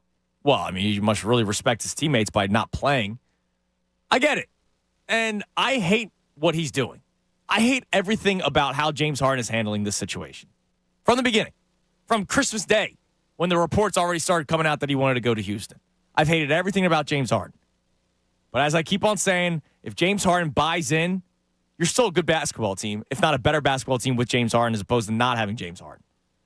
Or maybe he plays well enough that gets you a trade, where a team is intrigued enough to make the trade for, you know, whether it's the Bulls or the Clippers, who had a bad loss the other night when Russell Westbrook airballed a potential game-winning shot. Like, it was a putrid shot. So maybe the Clippers go, all right, we need James Harden here to be a legit point guard that could score, but he's still going to facilitate to Kawhi and Paul George. Anyways, I'm cool with James Harden being on the bench because then it's more of a storyline of him not being there, right? Like, oh, he didn't show up to another game, blah, blah, blah. No, he's there. He's getting ramped up to start playing at some point, according to all reports. And so why not sit with your teammates? Why not see he's still going to play basketball. That's the thing. Like, I think people think that James Harden's going to go out there and dog it. Like, I don't think that's true. I think James Harden is still going to give you 20 and 10 until he gets traded out of here. He's still a good basketball player. I don't want him taking 50 shots. I hope he doesn't do that when he gets his time to play. But he'll probably finish with 10 dimes in his first game if he plays 25-plus minutes. I mean, he's throwing it to Embiid and Maxey. Like, of course he is. Yeah, I mean, he's going to be fine. Like, you want him to go out there and play his way into a trade. And I think for all the things that he has done to kind of mess up this situation and all the decisions he's made that's been like, hey, man, maybe don't do that. Like, obviously the comments he made to China. Like, just things that he said and things that from his camp have done that have put this trade in a bad spot. I would love to think that he realizes, hey, if I just go ball out for like 10 games and look good, make my teammates look good, I could get myself somewhere else, and I can get what I want out of this. I would like to think he realizes that. And I think someone around him realizes that. So I'm right there with you. As much as it's going to be weird, it's a strange circumstance to see him sitting there anyways. I think he was high-fiving Maxey when he came back. I'm pretty sure I saw that at the end. So look, they still love him. Right. Maxey has said it on his podcast. It's not like .com. Like, he has said it on his podcast that he still likes James Harden, and it sucks that he's not playing with them, but he understands the situation. And you also see the impact of Harden. Like, say what you will about Harden, you can't take away the impact he's had on Maxey on the floor. Like, Maxey looks like more like young a player. Any young player, James Harden has said nothing but good about the guy. And I know nobody wants to hear that because, we think of it as a guy that doesn't be out there and hates playing for the Sixers and blah, blah, blah. It's not that. By the way, I pulled them up. Here's his game log from Fat Suit Harden. Okay? Okay. For the people that think, like, oh, don't even be there because he's not going to try when he goes out there. Fat Suit Harden played 43 minutes in the first game of the season and dropped 44 points and 17 assists. Fat Suit Harden. Game 2, 34, 8, and 6. 6 boards. Game 3, 33, 8, and 6. Did not play the fourth game of the season. Then it's 21 and 10, only 15 and 12, 15 and 13, 29 and 6, 16, 6 and 7, and then he goes to the Nets. So he played well in those games with a bad Houston Rockets team to try to get traded to Brooklyn. My hope is he plays like that with a good Sixers team and then either gets traded and you get the pieces that you think can help you solidify your championship run because this Sixers team is still a good team. We've been saying that since before Game 1 against the Bucks. Or he goes, you know what? I'm actually not in a bad situation. I'm an idiot. I'm going to play. And then we'll see what happens. Yeah, good luck talking me into thinking that's going to happen. No, it might not happen, but my thing is like, all right, let's say it does. Are you going to complain? Let's say he's balled in. Last year, he had a very good season. He should have been all-star last year if he answered his phone. But he didn't for some weird reason. Yeah. But, I mean, if he has another 20 and 10 season, it's the same as last year. And hopefully they just don't clam up in Game 6 and 7 against the Celtics or whoever they're playing in the second round. You're basically adding James Harden and putting D'Anthony Melton on the bed. Which would be nice. Yeah. Look, would I rather have Zach LaVine and see what Tyrese Maxey can do for a season? Yes. But is Terrence Mann doing it for you? No, I mean, no one's doing it to the level of Harden. The question is, again, it's going to come down to the but there's finishing. People that are pining for Terrence Mann. I mean, I wouldn't mind Terrence Mann. Yeah, same. But he's not James Harden is still doing more for Terrence Mann. Yes. Especially if you have championship aspirations, which I know nobody really does at this point because of the weird situation. But if he comes back, you're going, all right, let's see what happens. I think if he starts playing, he plays the rest of the season, you boom the first couple games? No, I said this over the weekend. If he shows up, I think I'm just kind of silent. If he gives me a reason to cheer, you cheer. But I'm not boo the guy in a Sixers uniform. Like, that's just from my perspective. I got you. I don't understand why you would But boo I'm sure there are Sixers fans that feel the need to boo. Someone in my section. He's not even playing. Was giving him an earful last night. There's a guy that dressed up as Michael Myers. Did you see that? Yes, I did see that. There's a guy that dressed up as Michael Myers and had a big yellow sign that said, "Bring me Harden." You know where he's sitting? He was like 3 rows. Oh, yeah, he was right there. He was right there. Harden was mean mugging him. Yeah. I don't know what James Harden's going to do. Smack him like he smacked his friend in Vegas. But, like, all I'm saying is we'll see what happens. I get why John and why other people would want him away from the team, but it's not the players that have a problem with him. And it's not the players that he has a problem with. Now, his own idiocy, I will say, is causing a problem like with the team because he's got a good team to be with. And he was a good player last year in that role that he complained about. It's just the president that he has the problem with, Daryl Morey. So if he's there on the sideline, on the court side, I don't care. It doesn't bother me. Did it bother you that he was there? Oh, no. In the big yellow sweatshirt that probably cost $600. I thought it was fine. I mean, he's going to have to show up because, honestly, I'd prefer him be there and the league shut up about the whole thing and leave the Sixers alone than him not be there and have this become a question with the league of why is Harden not around? Why isn't he playing? Why isn't there? I'd rather him show up and whenever they're ready to play him, and just have him play his way into a trade. I mean, that's at this point, no one is interested right now. Give me some sort of interest. Show up, be a teammate for the guys you like. Go play well when your time comes to get on the floor, and let's find you a way to get out of here. Yeah, that's my preferred result of all this. I understand what you're saying about bringing him back and having him, if he was able to buy in and what your team ceiling is with him. My ideal scenario is he plays his way into a trade, you bring pieces around, and you build, and you have a roster that competes a little bit better than the one you have. And you'll still be a good team. Yeah, you're still going to be a good team. I mean, you have Embiid. You have a good team now. That's exactly it. Like, you're with Embiid, you're not falling into the play-in. No, you're still going to be a top 4 seed. And Maxey, I feel bad saying just with Embiid. Maxey's been great through 3 games. By the way, Paul checks in. He says, my take on Maxey, speaking to the crowd, was the Sixers chose Maxey to show him that he is important to the franchise because we didn't pay him last summer. Because remember, they could have reworked the deal. I think the whole payment thing was, hey, wait 1 more year, you're going to get your max. It's just like we're trying to make things work with the books. But maybe like his first part of showing that he's an important part to the franchise. Yeah. But I get what you're saying. It's probably weird it's kind of weird that it wasn't Embiid. All right, let's go to the phones. It's a football Monday as well. Let's go to Damon in North Philly. What's up, Dame? Hey, what's going on? What's up, brother? I'm chilling, man. I just wanted to talk about A.J. Brown and our secondary. Yeah. Some things I think we need to improve on, especially with our secondary. We got to stop letting – well, I will say this, though. Washington, for some reason, they play against us like they're the Patriots, like early 2000s Patriots or something. I don't get it. The Commanders' 2 best games have been against the Eagles. It's crazy. But offensively, at least. I think we just need to tighten up our secondary. And, we're working in with our new safety and all.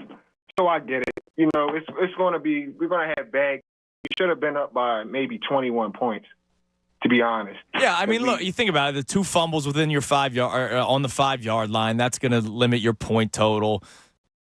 Touchdown the Commanders scored, was it garbage time because you're playing off? Probably, but at the same time, they got burnt on that final touchdown. But, yeah, I mean, they should have won more by than just 7 points. Yeah. So I'm not feeling too bad about – it's like we're not even firing on all cylinders yet at all. And it's so cool to see because you can't game plan for what you don't see. Right. And the Eagles haven't really shown all that much offensively. Yeah, it's like, I mean, we even got, I'm sorry. Devontae, Dallas Goedert, DeAndre Swift. Yeah, like we're getting involved, but it's just we're not clicking. Like it's just not clicking all together yet. Hurts is like normally on a different team, he would have a horrible season with as much turnovers as he has, but with this team, you're 7-1. Yeah, it's a good football team, man. And so far, through 8 weeks, I would say 7 of them, you could make the strong case that the Eagles were the better team. And thanks for the call, brother. You could make the case that the Eagles were the better team on the field, and they're 6-1 in those games. They were a better team than the Patriots. You win. Even though it wasn't pretty, you won. Better team than the Vikings. Wasn't pretty, you won. Better team than the Bucks, you won. Commanders, Rams, Jets, you lost. And then Commanders last week. And to the defense, like, look, week 1 against the Patriots, yeah, Mac Jones threw for over 300. The Eagles had a big lead. And the defense made some huge plays to give the Eagles an early lead. Vikings, for the most part, defense played well until the second half.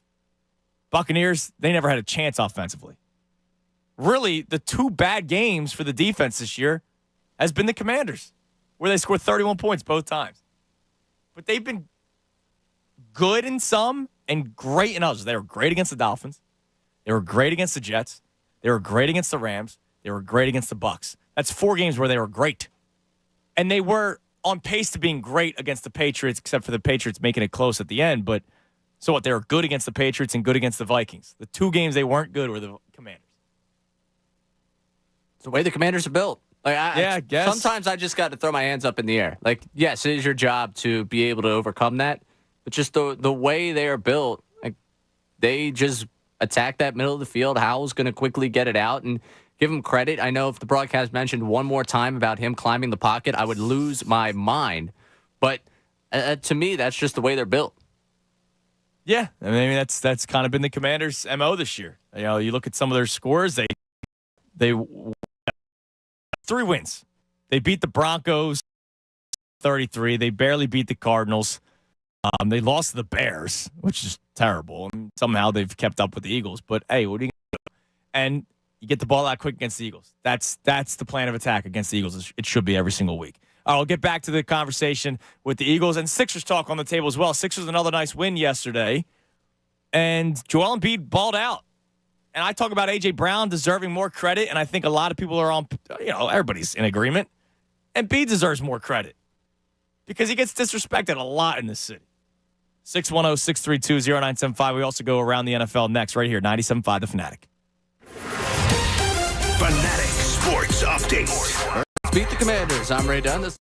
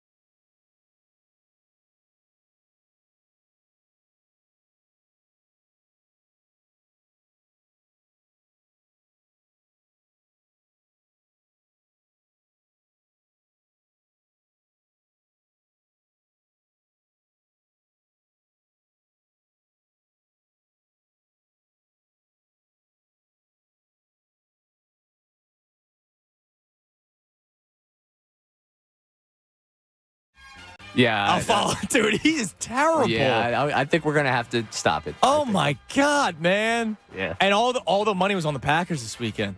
It was because it was Packers. They were home dogs and blah, blah. Vikings go in there. They win 24-10. Storyline from that one, Kirk Cousins done for the season, tears his Achilles. And so all that talk of trade Kirk Cousins, that's dead. And so, the Vikings, they are 4-4. All of a sudden trying to get back into the conversation. But, with Kirk Cousins out, I don't know what that team does. But the Vikings beat the Packers. Titans beat the Falcons 28-23, a team that you never want to bet on in the Tennessee Titans, but a team you never want to bet on the Falcons. They lose 28-23 to Tennessee. Will Levis throws for 4 touchdown passes yesterday, 19-29, 238, 4 touchdowns. And he also has Derrick Henry to hand the ball off to, who rushed for 101 yards. All of a sudden, you have a guy that can actually throw a football. Malik Willis can't throw a football. And Ryan Tannehill is just kind of cooked at this point. It's the Will Levis show for now.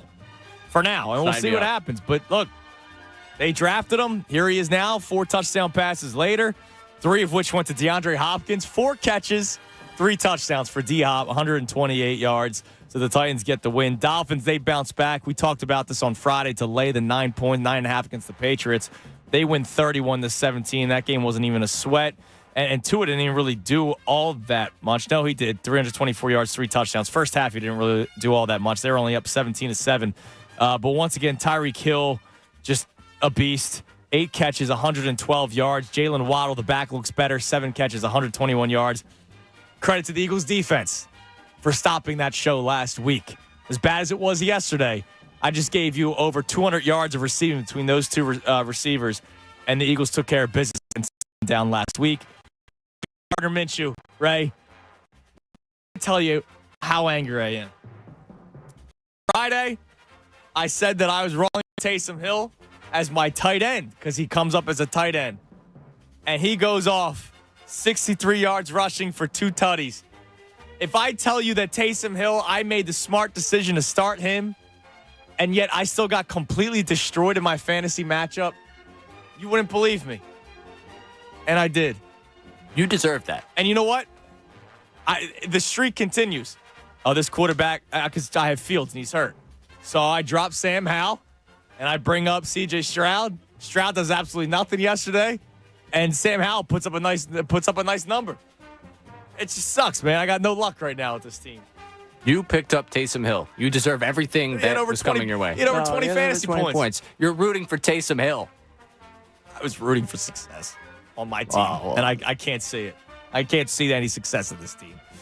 Panthers get their first win. They beat the Texans yesterday.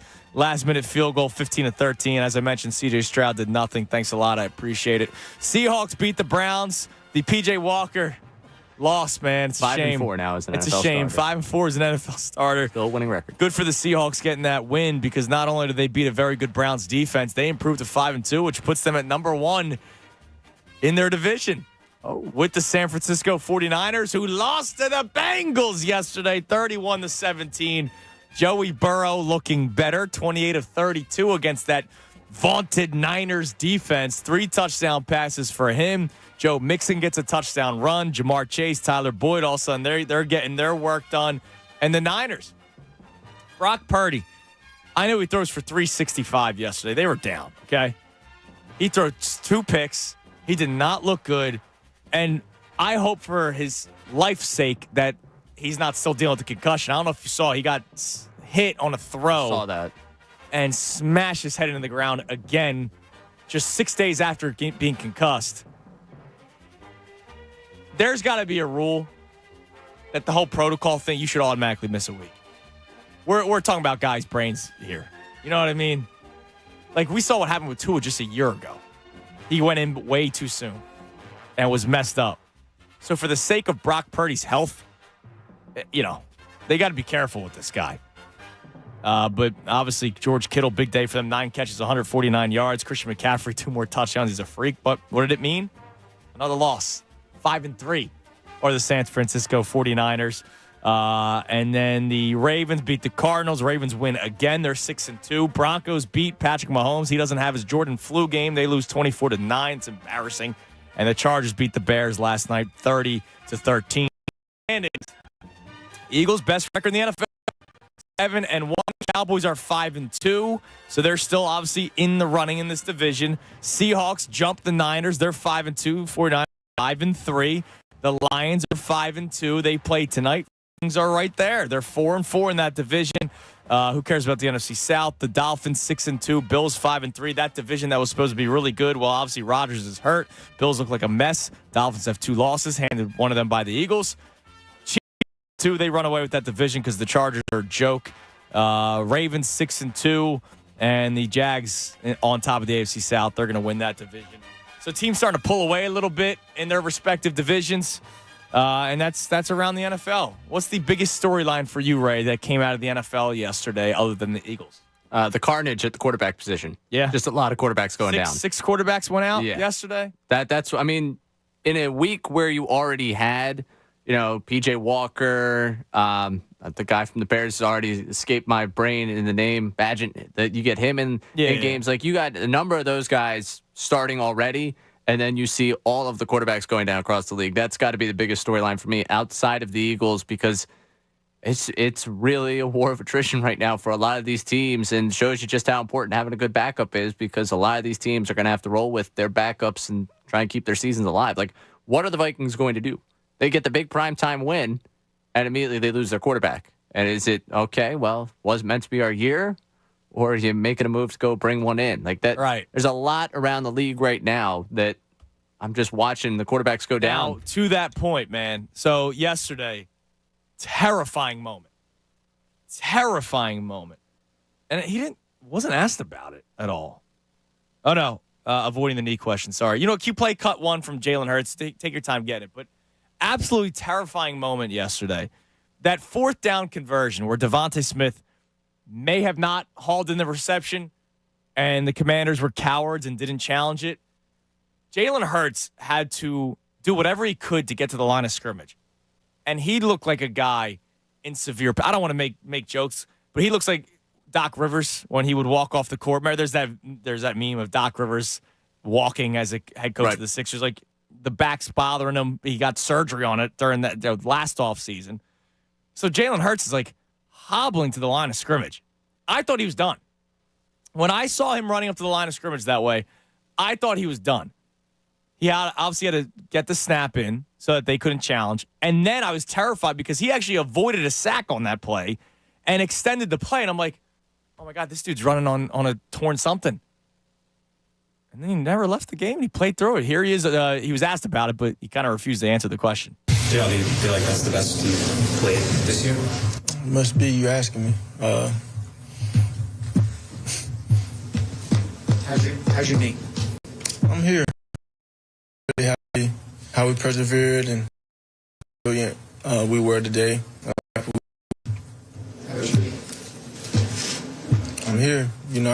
I told you guys I really wasn't speaking on it anymore. I'm out there. So what does that mean? So yesterday during the Fox pregame, it came out, Jay Glazer reported that it was a bone bruise that he's been dealing with. And he started feeling better before last week. And then obviously he took the shot on the knee. We saw him running to the sideline. And basically it seemed like I thought something happened on that play where he's running the sideline last week against the Dolphins. Jay Glazer reports it's a bone bruise. Jay Glazer's been doing it for a long time, so I respect his reporting. I'm not saying he's wrong. I also wonder, are the Eagles so careful with letting out real information that they may go, hey, a bone bruise? Like, there might be something more that we just don't know about. And watching him hobble to the line of scrimmage after that play freaked the holy hell out of me. Because we have talked about this since before the season started. What do you do with Jalen Hurts in terms of protecting him? Nick Sirianni, after he got paid, Hurts did. Sirianni said, we're not paying him more to do less. They got all the design runs going, tush pushes, and he does get hit a lot. As great as the offensive line is, he needs to avoid a lot of sacks, and sometimes he doesn't. And seeing him hobbling up to the line of scrimmage like that yesterday. Now, you were doing post-game. When you saw it, what was like, I was with, Christy was actually on the couch with me when it happened, and I said, I said, with Cooper there. My bad, Coop. Oh, don't say that word. But, I thought it was it. Oh, Tom and I looked at each other like, oh, no. I don't think I ever expected him to come out of that game because that's just who he is at this point. We just kind of expected he's playing. Well, he through might something. come out of it if it's like a torn something. Right, but the way he was going, like I've seen him now hobbled too many times to believe that like he's coming out. It was just one of those, oh my, he is really working through something right now. And I immediately thought, well, we're going to hear the word tough a million times over the next week because he's really, really battling right now. And also, my second thought with all of this is, why are they not throwing a challenge flag right here? Yeah. Like he's hobbling to the line. I don't care you haven't seen a replay. You just instinctively in that moment, when you see him sprinting like that, that tells you something. Yeah, it's a pretty good like Ron Devontae Rivera Smith. now last time probably should have gone for 2 because what do you have to lose? Right. And they go to overtime, the Eagles win, and then yesterday not challenging it. Devontae was not celebrating. No. He picked up a first down on 4th down, and immediately his reaction the was line of get scrimmage. to the line. I don't know, man. Might just be me. I think you got to throw the challenge flag there. Yeah, probably. All right, so coming up, an interesting tweet from one Field Yates, who's he's a good football guy. He does a lot of fantasy football stuff. Also pays attention to cat moves. The Eagles did something. Horse, what is going on? I'll explain what coming up next. And all that I just got about Joel Embiid that I'd love to read to you because it kind of goes back to what I said, lack of respect that he gets. But it's an interesting point. We'll discuss that coming up next right here, 97.5 The Fanatic. Fanatic.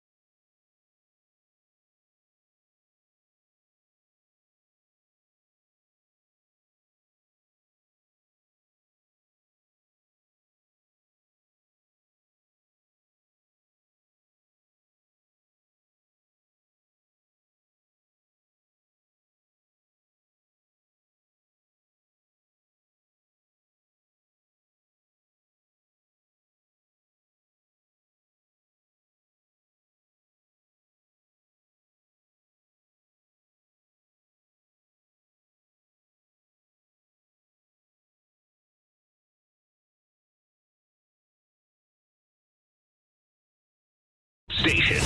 Official home of the Sixers, Flyers, Union, and the best Eagles talk in Philadelphia. 97.5, The Fanatic. 12:50, 97.5, The Fanatic. I'm Andrew Salchunas.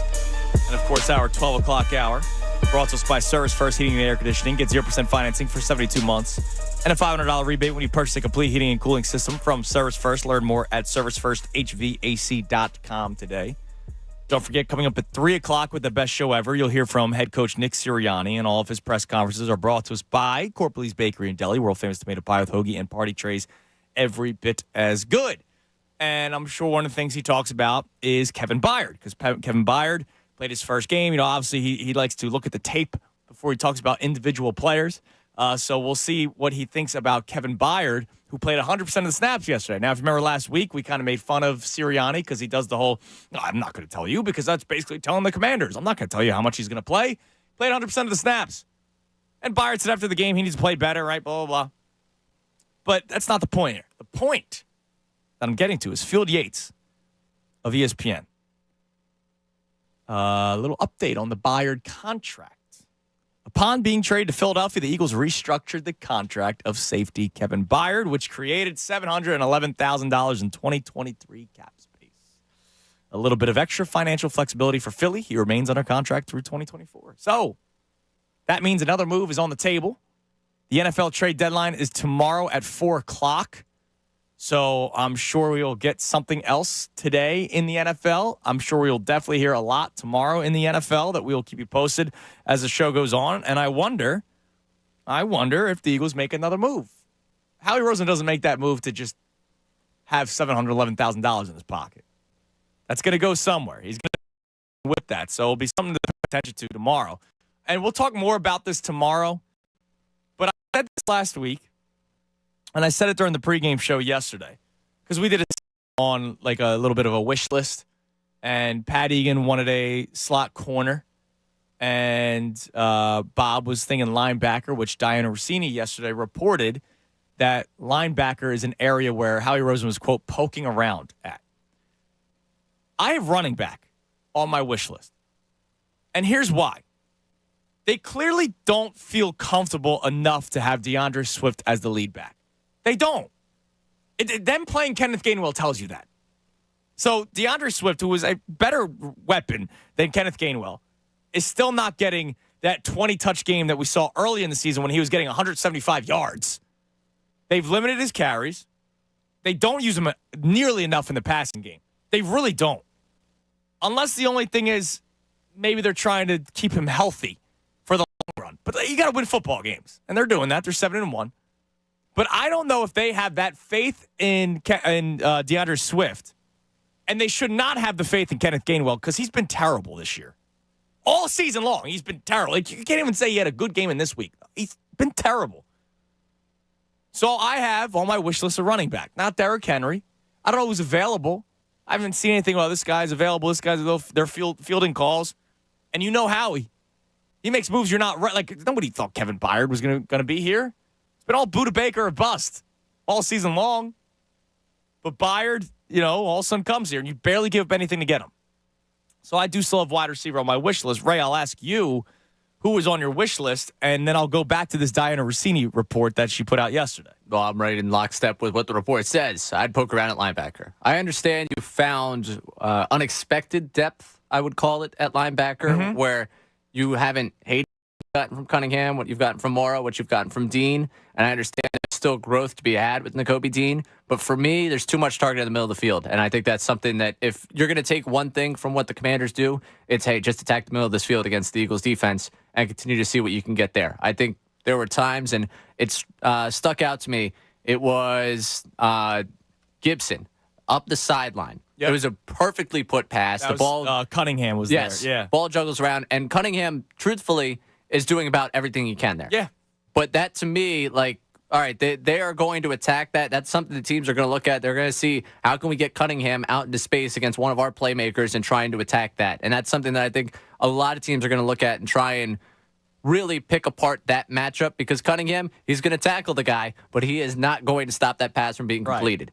And to me, I think you still have some poking around to do at linebacker. If I had to go wish list, I understand the desire to go out there and get it back, and maybe the desire to go out there and get a slot corner.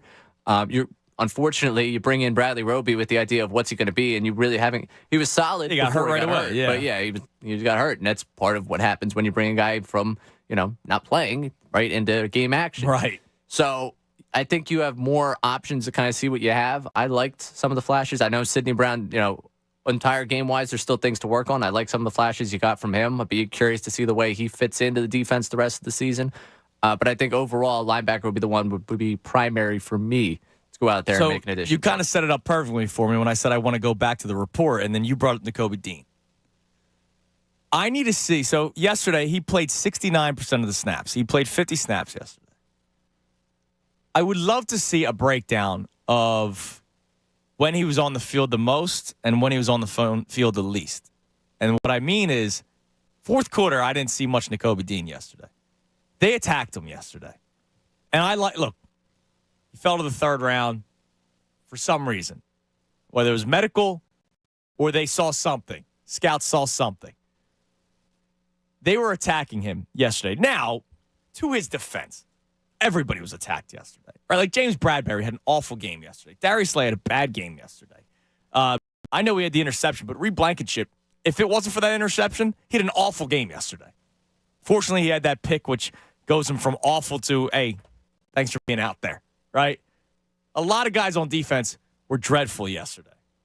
So it's not like I'm not picking on the Nakobe Dean here, but it looked like there were at times where the Commanders were picking on the Nakobe Dean. All of a sudden, I even wrote it in my notebook that it was in the fourth quarter. I go, wait a minute, he's not on the field. There was a play, I think it was a handoff. I don't think it was Gibson. I think it was a handoff to Robinson. And the first two guys that met Robinson were Cunningham and Moreau. I'm like, where's Dean? And I watched the next play. He's not on the field. It wasn't injury. I wonder if they ended up taking him out of the game. And this was in the fourth quarter when they held the Commanders down a little bit. So, obviously, the Eagles probably saw something. I wish, because NFL.com just has the total number of snaps played. Like, they don't have, like, this is how many quarter by first breakdown, and second. Because I would like to know what happened in the fourth quarter when all of a sudden he wasn't on the field that much, because they were attacking him. But, again, to his defense, everybody got attacked, so I can't completely rip Nakobe Dean today. But, yeah, I understand why linebacker is on your wish list. I understand why there is a wish list period for linebacker. But I'm telling you, man, running back, too, I don't know what else they can make work. But, man, it's just, if they're not comfortable with DeAndre Swift, I'm not comfortable with Kenneth Gainwell. So if Swift is your complimentary back to somebody else, that would be great. I just don't know who that is yet. And you could say, well, do they need one? They didn't need J.J. in 2017. I said that to you last week. They didn't need J.J. But they got J.J. And they're winning a Super Bowl with him on that team. It would hurt to have another there that you could trust. No, it wouldn't hurt. Problem for me is when I'm going shop, I'm looking at part of my team that I think is, most defective and most likely to be the reason why I don't put something away or why I don't win a game. Right. I see the middle of the field being exposed is way more of an issue than, I think the snap percentages can be changed at running back with the talent you currently have on the team to maximize it more than I think, changing around who gets the snaps at linebacker can maximize what this team is. Well, and then here's the other thing, too. And I was talking about this morning. I saw the great Matt Calper. We're down Paganos. And we were talking about Penny. And I wonder if that's one of those, we acquired him at the deadline. The real traded acquisition at the deadline was the real version of Rashad Penny. Right, because there's been all this talk. Look, he's still coming off that injury, right? And I wonder if you get him on the team, and he dressed, week 2, because that was when Gainwell was out. But they barely played. Did he even get I think he may have had 1 or 2 carries in week 2. You get him on the team. He's been practicing. He's been in the training room. He's been with an NFL, you know what I mean? Like, they've been keeping up with his body, making sure he's healthy. The guy is an explosive runner when healthy. And I wonder if it's one of those, well, we didn't make a trade, but we basically acquired him at the deadline. Because I can't, they don't play Boston Scott. They play him on special teams. Right. Well, so that becomes the big question of this room because you don't trust Penny as a blocker in the passing game. The one they trust, I think, to block in the passing game most is Gainwell, and rightfully so. Scott gets his playing time special teams wise, so that's the value he brings there, and obviously Swift yesterday, is Swift. Not to cut you off, he played one snap on offense. Yes. Boston Scott. But what you're getting with this room is Penny being active likely means you're pulling someone down from somewhere else on the roster because Scott gives you something on special teams, because Gainwell is probably the guy on a passing down where you want back there blocking, and because Swift is Swift and you're not taking Swift off the field. Like, to me, I would love to see more of Rashad Penny, but we have to find someone else on the 53 to be inactive on game day. Like, that's the difficult part for me when it comes to his role, because when he was out there for the one game, he showed you he can't pass block. Right. That's not his game. I'm very intrigued at what he is as a runner, but you have to take away someone else's role and you have to just trust him instead of, what the other talents and what the other reasons why they're still on the field. Like, part of the reason Gainwell is still getting as much play as he is because teams will respect the fact, they might pass. Now, they haven't really done a good job respecting that, and he hasn't done a good job of picking up any yardage when he's in, but usually he's the one that's back there that can actually make a block in the passing game. How about Kentavious Street? All right. Kentavious Street, 22 snaps on defense yesterday, 3 snaps on special teams. We will see, because you say that, you're shallow at defensive tackle. Right. And Derek Barnett, 7 snaps on defense. I get behind that. Oh, my God, yesterday I almost freaked out. Oh, boy. Oh, yes, I know exactly what you're talking about. I don't know how they didn't throw a flag, dude. I was ready for the storm of tweets on Derek Barnett, and I wonder if anybody else caught this. Sam Howell eludes pressure. So Derek Barnett actually got a good jump off the line of scrimmage. He's got good bend, right? That's been the MO of Derek Barnett since it's college Real football days. guys get it. He realizes he's not going to get to Howell, and he sees Howell step up in the pocket. So he stops and goes upfield. Howell breaks the run. Howell slides, and Barnett comes down and hits him. Not only hits him as he's sliding, but hits him in the back of the head. I don't know how a call wasn't made. The broadcast didn't mention it. And I sat there like I had flashbacks of last year when Heineke slid and Brandon Graham hit him, and it was that awful personal foul that ended the game. But I don't know how Barnett did not get flagged there, and it was such a Derek Barnett play. It was such a Derek Barnett play. Stupidity. It's incredible because it was exactly that. I turned top. I'm like, oh no, where's the flag? I don't know how they didn't call it. Dude, I don't know how they didn't call it. It's incredible. And as soon as it happens, turn around, 96. Of course. That's who it was. Yeah. It was like, who is doing? Oh, Sirianni. It's always him. Like, checks out. I'm waiting for the flag, and I'm going, oh boy, did they get away from one there. They did. They really did. I can't believe it. So maybe you sit him and dress Penny. Let's go to the phone. Let's go to Joe in Gilbertsville. What's up, Joe? Hey, what's up, Joe? Listen, the NFL is calling the half-ass slide. Even Hurts did a half-ass slide, and he got hit. They don't call it. Unless you're giving yourself up, they're not calling it because you can't pretend you're going to go forward and then all of a sudden see you're going to get hit and then slide. Mm-hmm. So the intent for Howell was he was going forward first and then saw hits coming, and then he decided to slide. Okay. You can't have it both ways. Even Hurts did that yesterday. He got hit, and they didn't call it either. I just laugh because there's also, like, look, you know sports. When you have, like when people know what you've done in the past, right? They go, all right, well, this guy is always hitting quarterbacks late. You don't want to have a reputation about it. That much anymore, so people have forgotten about Barnett. Yeah, that's a good point. So that's a good point, Joe. But I'm going to make a point about what the Eagles are doing, and they keep saying it's the journey, it's the work in progress. The Eagles last year were a one-trick pony. It was RPO, and that's all they used. And it cost them in the Super Bowl. You know, Hurts was not a polished pocket quarterback. And the only way you're going to survive against the 49ers defense coming is to do what? Is to practice what you're lacking. Mm-hmm. And I believe that they already know they can run with Swift. They've already proven it. What they haven't done was keep Jalen in the pocket where he's got pocket presence to go through reads, to not leave the pocket, and they're going to stick to it until they perfect it. Because that's all I keep hearing is the end game. Right. You're not winning a Super Bowl just doing a one-trick pony. If you can perfect running the football with Swift, which they did the first few weeks without RPO, and now you can get Jalen in the pocket where they have to double A.J. Brown, you become more than a one-trick pony when Hurts' knee is better. You can do an RPO. The only problem is when is Hurts' knee going to be better? You don't know if Jalen Hurts is going to drop back and throw the football.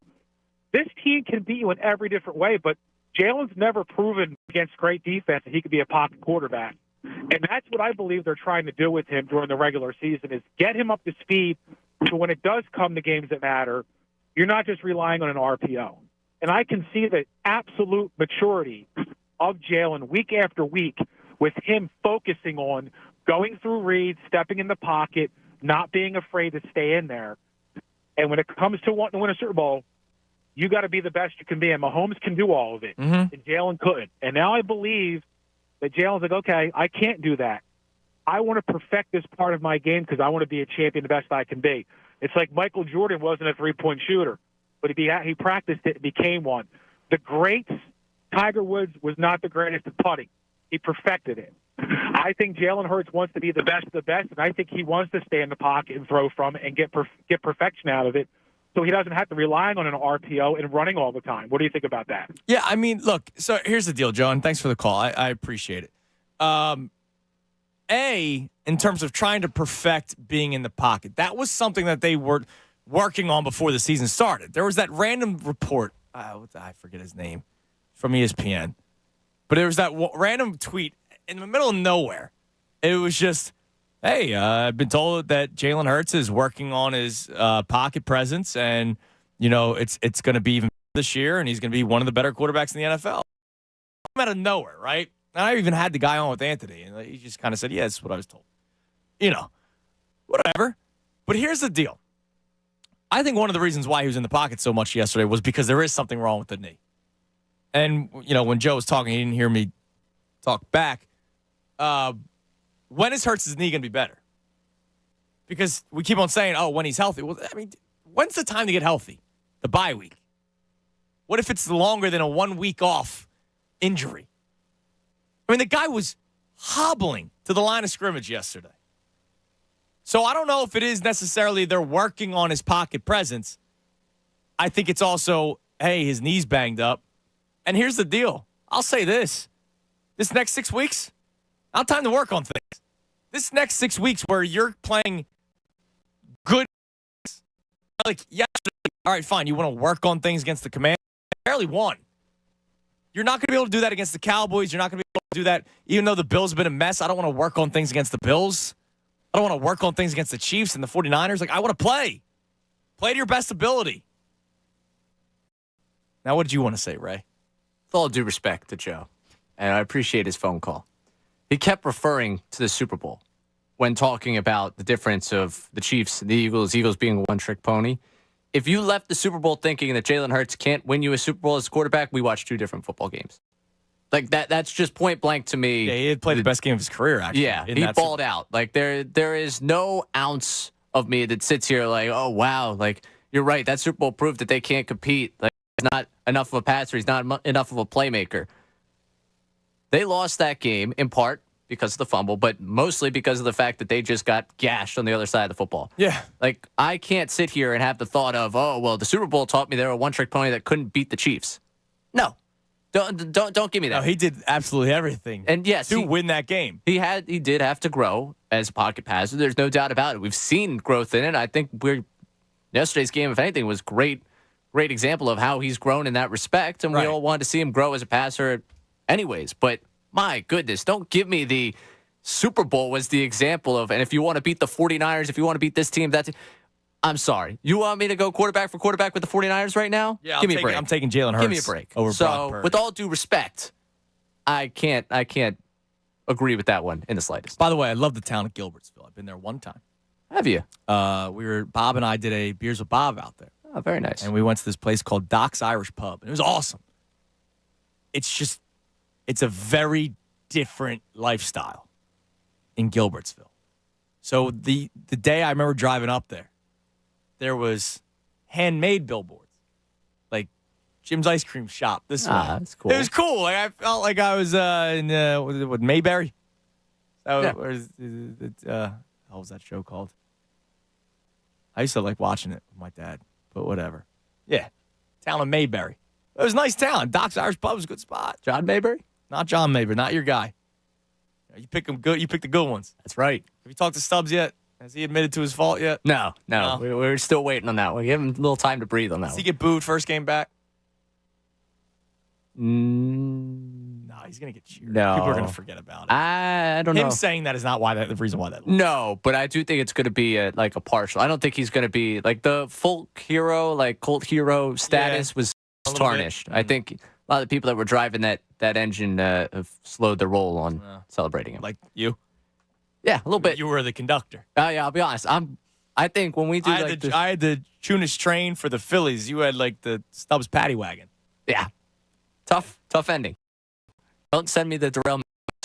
Yeah, thanks. I appreciate it. All right, so I have this tweet. I'm going to read this to you now so you can think about it during the break. We got one segment left, best show ever, coming your way at 2 o'clock. We've been talking Eagles the majority of the show, but we did have like a 10-minute segment on the Sixers because the Sixers won again yesterday. Home opener. Ray was there. He said the vibes were a little off. Obviously, they have to really start winning a ton of games for people to get fully back on board. But I said that Joel Embiid gets disrespected in this city. Even though I know how bad Game 7 was, Game 6, look, I know James Harden had the ball in his hands. I know Doc Rivers is a bad coach. But Joel Embiid, you're the MVP. Demand the ball, damn it. All right, punch somebody. All right, you're the MVP. Get the ball. So Loud Eagles 215 checks in. He said, you say Embiid deserves to get credit after last night. I don't think he should. We see the same story every year in the regular season. He plays great, MVP last year, but don't forget about that stat. He's the only MVP to average very little points in playoffs.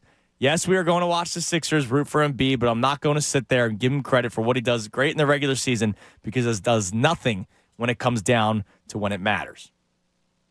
Think about that tweet. We'll react about it next. 610-632-0975 right here, 97.5 The Fanatic. Fanatic Sports Update. I'm Ray Dunn. This update is brought to you by Temple Football. Don't miss big-time college football action when Temple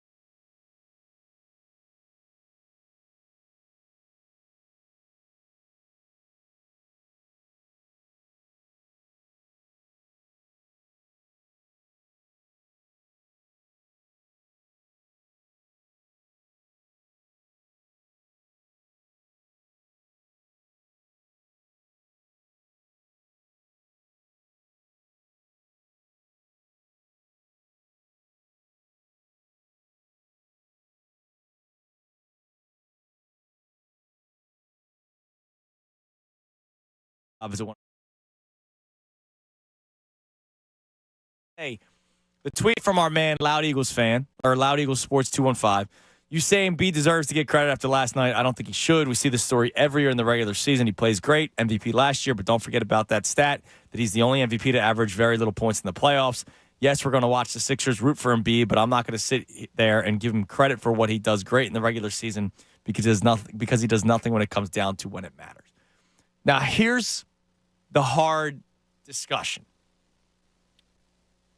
The dude is never healthy come playoffs. Never. We've seen MCLs, we've seen meniscus, we've seen orbital bones twice. You got hit in the face last night, and immediately I was like, no, I don't want to hear about orbital bones. It's just like, dude, I didn't know what an orbital bone was. And he's broken it twice.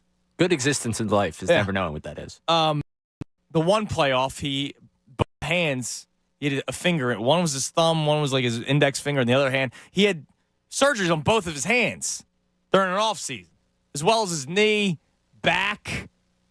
Now, there are a lot of people that want to move on from Joel Embiid because of that, right? He's never healthy. You know, why do I do this to myself every single year? So the whole like, oh, man, his stats aren't as good in the playoffs as the regular season. Well, unfortunately, the guy's always hurt, it seems like, in the playoffs. He makes an impact, though, come playoff time. But I don't blame Loud Eagles Sports 215 for saying all that. That, you know, he's great during the regular season, but come playoff time, it's not the same. I just, James Harden last year, Ben Simmons before in a half-court setting. It's just hard to really figure out, is this Joel Embiid's fault? Is it coaching? Is it Ben Simmons? Is it injuries? Like, I don't know what the deal is come playoff time. I can't say he's not a good player, though. Yeah, I mean, part of it's his fault. Like, postseason stuff, yeah, sure. But I don't know. When's the next time you're going to see a player of his talent in a Sixers uniform? Like, point blank. Yeah. Like, as much as it's been brutal, the way it's ended, I'm sorry. I was not sitting there kicking and screaming when he was, scoring 35 last night. Like, oh, it's not the playoffs. I can't get excited. No. The man did 4 pelvic thrusts to the crowd, getting everyone hyped up after a big play. Like, just have some fun. Like, I know the expectations there at the end of the season, and I was very vocal about that last week, where I'm watching this team, and I'm not just going to sit here and blindly enjoy it without the thought of the expectation at the end of the road. But at the same time, I'm going to watch Joel Embiid, and when he has good games, I'm not going to sit there and do show me the second round. Like, eventually you get to the second round, and he has to show you there. Yes, he's going to have to show you there. But I don't know. I just can't be like, all right, if he has a good regular season, I'm going to celebrate his regular season. And then just hope that come playoff time, it continues, as opposed to just ignoring it. So that's a little Sixers. Now back to the Eagles. Interesting stats earlier today on Twitter. And this shows, like, Jalen Hurts had a very good game yesterday. He did. I know, like, the fumble sucked, whether it was him or Jason Kelsey's booty. Like, I don't know exactly what it came down to. And there were the 2 passes that I keep on talking about that, like, you just need to shore those things up. It's one thing that you're connecting with A.J. Brown all cylinders. When Zacchaeus has his man beat and DeAndre Swift has his man beat, and both could be touchdown passes, you got to finish off those plays. You got to score those touchdowns. But Paul Domowitch put out an interesting tweet regarding Jalen Hurts. Hurts was 8 for 10 with 112 yards and a touchdown on third downs yesterday against the Commanders. Averaged a season high 11.2 yards per attempt on third down. In the last 3 games, he's averaged 9.5 yards per attempt on third down. 14 of his 20 completions in the last 3 games have produced first downs on third down. And then he also mentioned that Hurts was 2 for 4 with 2 touchdowns on deep balls. That's passes that travel 20-plus yards in the air. Those 2 incompletions were Zacchaeus and DeAndre Swift. So he's still at 50%. He said he's completed 12 of 23 deep balls in the last 5 games. On Sunday, he was also 9 for 11, 145 yards and 2 touchdowns on throws of 11 to 19 yards. So, like, he had a good game yesterday. One of the things that sticks out to me, third downs, and the fact that he averaged 11.2 yards per attempt on third down. Again, too many third and longs, man. I mean, like, it's all the time. They're just not getting good starts on first down. And we went through it. I'm pretty sure it was last time against the Commanders, right? Where we went through the second downs and how many second downs they had and how many they were 2nd and 7 or longer, 2nd and 8 and longer. And I didn't really see that as much of a problem yesterday, but the fact that he's got to make these longer attempts on third downs tells you something. Now, it also tells you that the play's there, right? To which A.J. Brown comes away with 130 yards. So the play is there. Just like there's just still these little things that need to be worked on. And the question is, when does that happen? We had our caller Joe in the previous segment that was like, oh, well, they already know they're good at things, so they're just keeping it quiet for now. Well, now you're about to begin a stretch of difficult opponents. We're talking more about the games coming up than we are yesterday's game. And there's a reason for it. You need to really shore up a lot of stuff before this next 6 weeks. Yeah, and I'm curious, and this might be a topic for another day and a topic for maybe later in this week, where you open the conversation of what does a complete game in the NFL look like? Right. Because... yeah, it's never going to be perfect. Right, we keep using the phrasing, and they have the best record in the NFL. Like, I understand there were more times last year where you say feed-up games. I know Pat Egan on the John Kincaid show always does the Lego games. Yeah, where you tuned out by the time you get to late in that game. And I think by this point last season, they're sitting at 8-0. They'd have games where winning by multiple scores and more comfort in those wins last year. But ultimately, they've won the first 8 games. They played as bad as they could in one of their losses, still an opportunity to win a game. And they've shown you growth week in and week out for the most part. Yeah. I kind of question what we consider the complete game and whether with the expectations we've placed on this team, every week will include the phrasing of, well, they got every week following a win will be, well, they got the win, but will this fly against? Because... well, and we talked about that early in the season. I don't know if you were with me yet. It might have been Connor before you took over. And I think it was after the second week. Now, we had this similar conversation weeks 3, but... after week 2, when the Eagles were 2-0, there were a lot of complaints. It was more complaining than celebrating. And I understood why, because it wasn't pretty. The offense did not look good in week 1. They looked better in week 2, but it wasn't until really the second half they took off. It also took DeAndre Swift rushing for 175 yards. But, hey, we like running the football in Philadelphia, so we should celebrate that. And I made the point of, because we have such high expectations, we are going to look for every crack in the armor. And we did that with the Phillies going down the stretch run before the playoffs started. And we're probably going to do that all season long with the Eagles. And then I do it too, right? Like, I'm not going to lie to you. Like, I find things where I go, man, this could hurt them down the road. Like, when you're playing better teams, Jalen Hurts needs to complete those deep balls. It's not really the story today because, A.J. Brown had 130 yards, and they ended up winning 38-31, and Jalen Hurts threw for 4 touchdown passes. They probably should have scored more points yesterday had they not fumbled the ball twice within the 5-yard line. So, like, I do it too, and I have to catch myself, which is why I always go back to the standings. And I see the Eagles are 7-1. You think Bills fans are thrilled with how they're playing? No, they're 5-3. The Dolphins, they're 6-2, and I'm sure there's Dolphins fans that are excited, but they lost in the 2 legit opponents they played this year, Eagles and Bills. They've lost. The Chiefs are the Chiefs. They're going to say, we got Patrick Mahomes, so whatever happens, happens. The Steelers are 4-3. The Bengals are 4-3. You don't think Bengals fans would wish to be better right now? They're probably thrilled right now that they've won 3 straight, but I'm sure there's issues in Cincinnati where they're going, man, they need to shore this stuff up to get to the playoffs. They're in last place of their division right now. Eagles are 7-1. And that's the biggest thing. The Niners, I just saw somebody tweeted out, like, some dude's, like, podcast, and the guy said Niners fans are in shambles right now. There's a Niners fan talking about trading Bosa. Like, get him out of here. Well, like, that's how messed up they are right now. So I have to remind myself, for all the little flaws that I see with the Eagles or the potential cracks in the armor, and we should do that, right? Like, I don't like going green-colored glasses. I'll do it on a Friday, right? Go Birds, EAGLES, and then I'll react. I'm the typical Monday morning quarterback. I'm an armchair GM. There are things that I point out, but then I take that, well, at least they're not the Niners right now. Even 3 and have lost straight.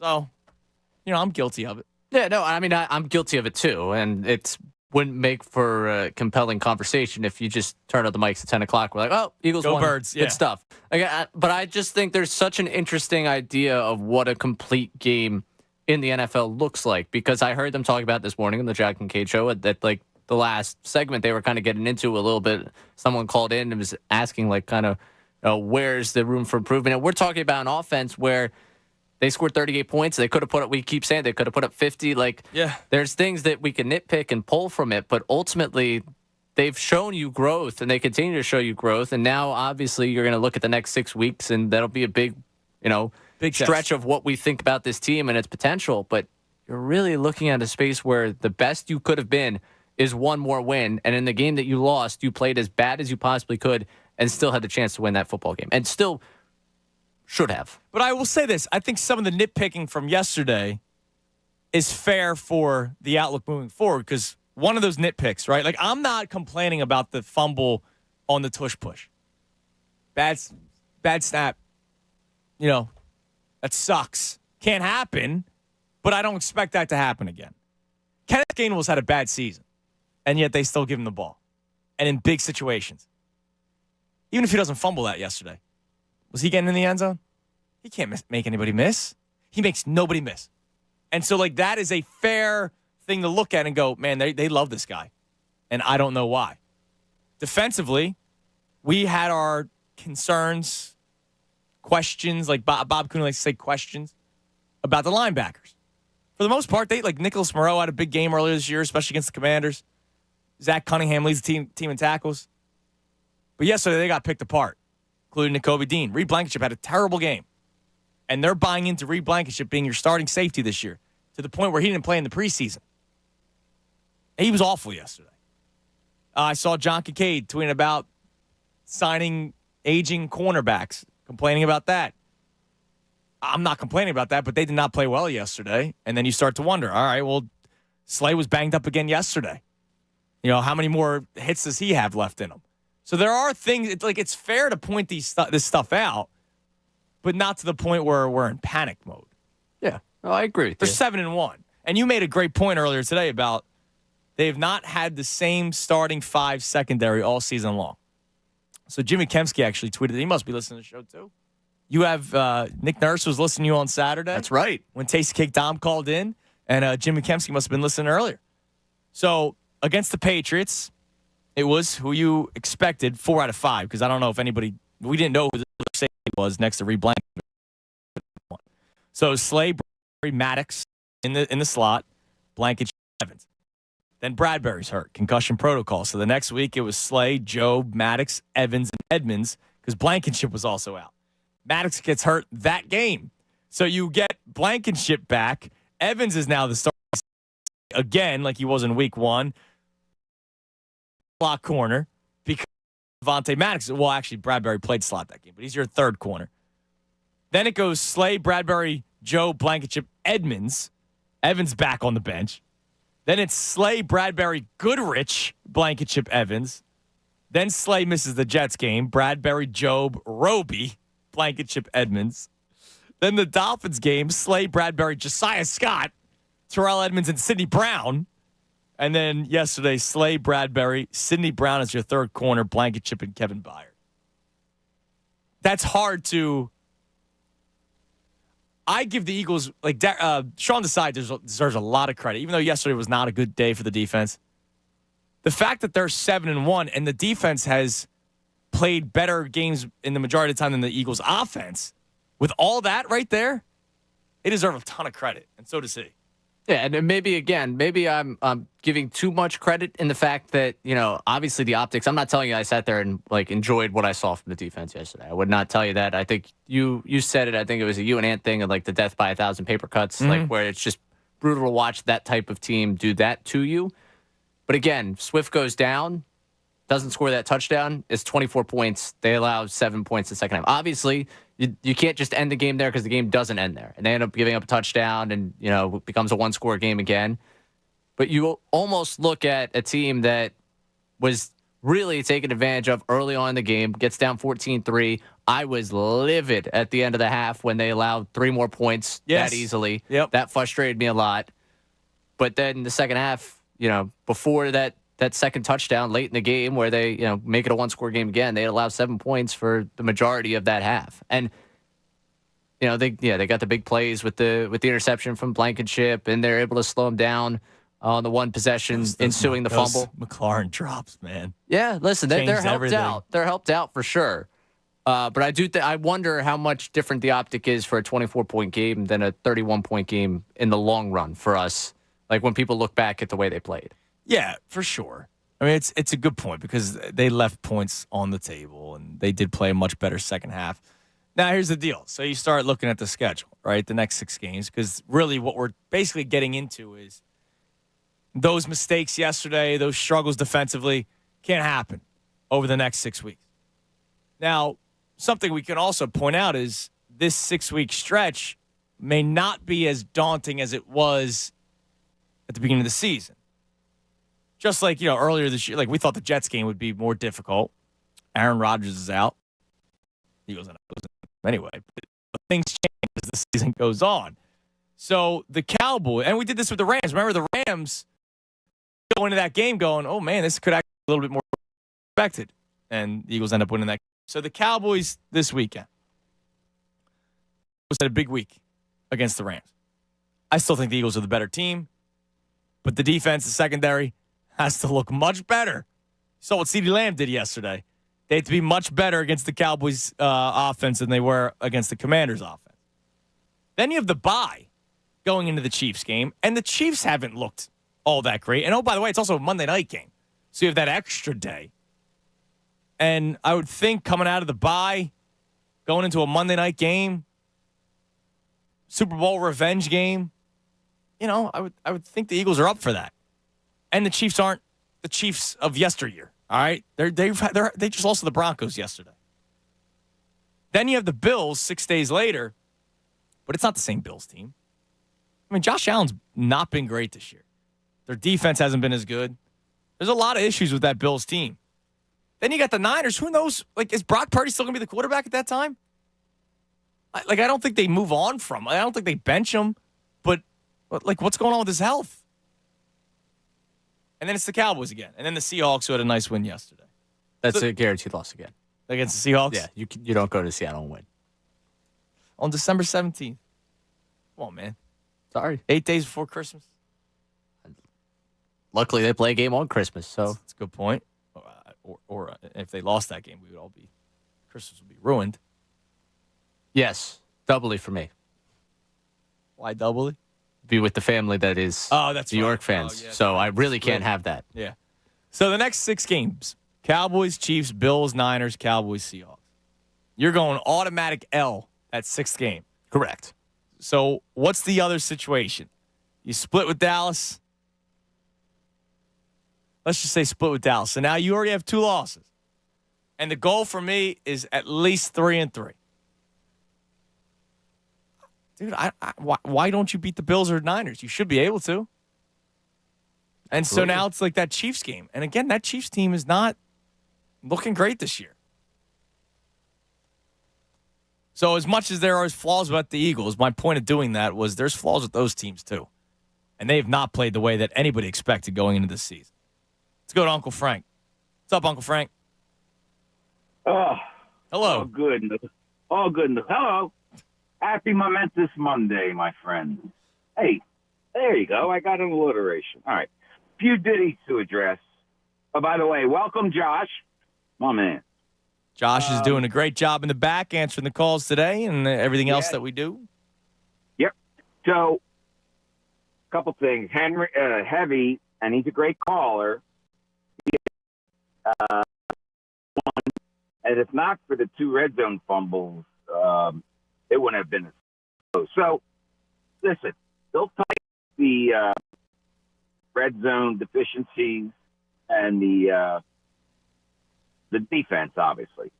A.J. Brown, absolute stud. That catch was remarkable. Remarkable. Oh, yeah. I mean, we're watching right away, one of the best wide receivers in Eagles franchise history already. Yep. Oh, yep. And listen, he's got all the tools. He really does. His tool belt, Andrew, is full. Heavy. Got all the tools in there. And then I thought it was really cool. I don't know if you mentioned this. When Julio caught the TD, the whole team came running. Yeah, I talked about it. I wish somebody asked what that was about, because they're like something like Ray brought up. Who was it? Lane Johnson said they all love him and blah, blah, blah. Cool to play with him. Cool to play with him because he's Julio Jones. But there must be something deeper for him to score that touchdown and for all those players to sprint into the end zone like that. There must be something.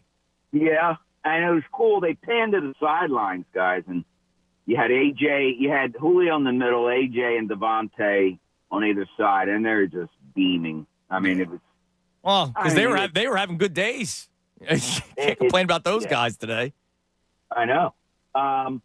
You got the Alabama connection.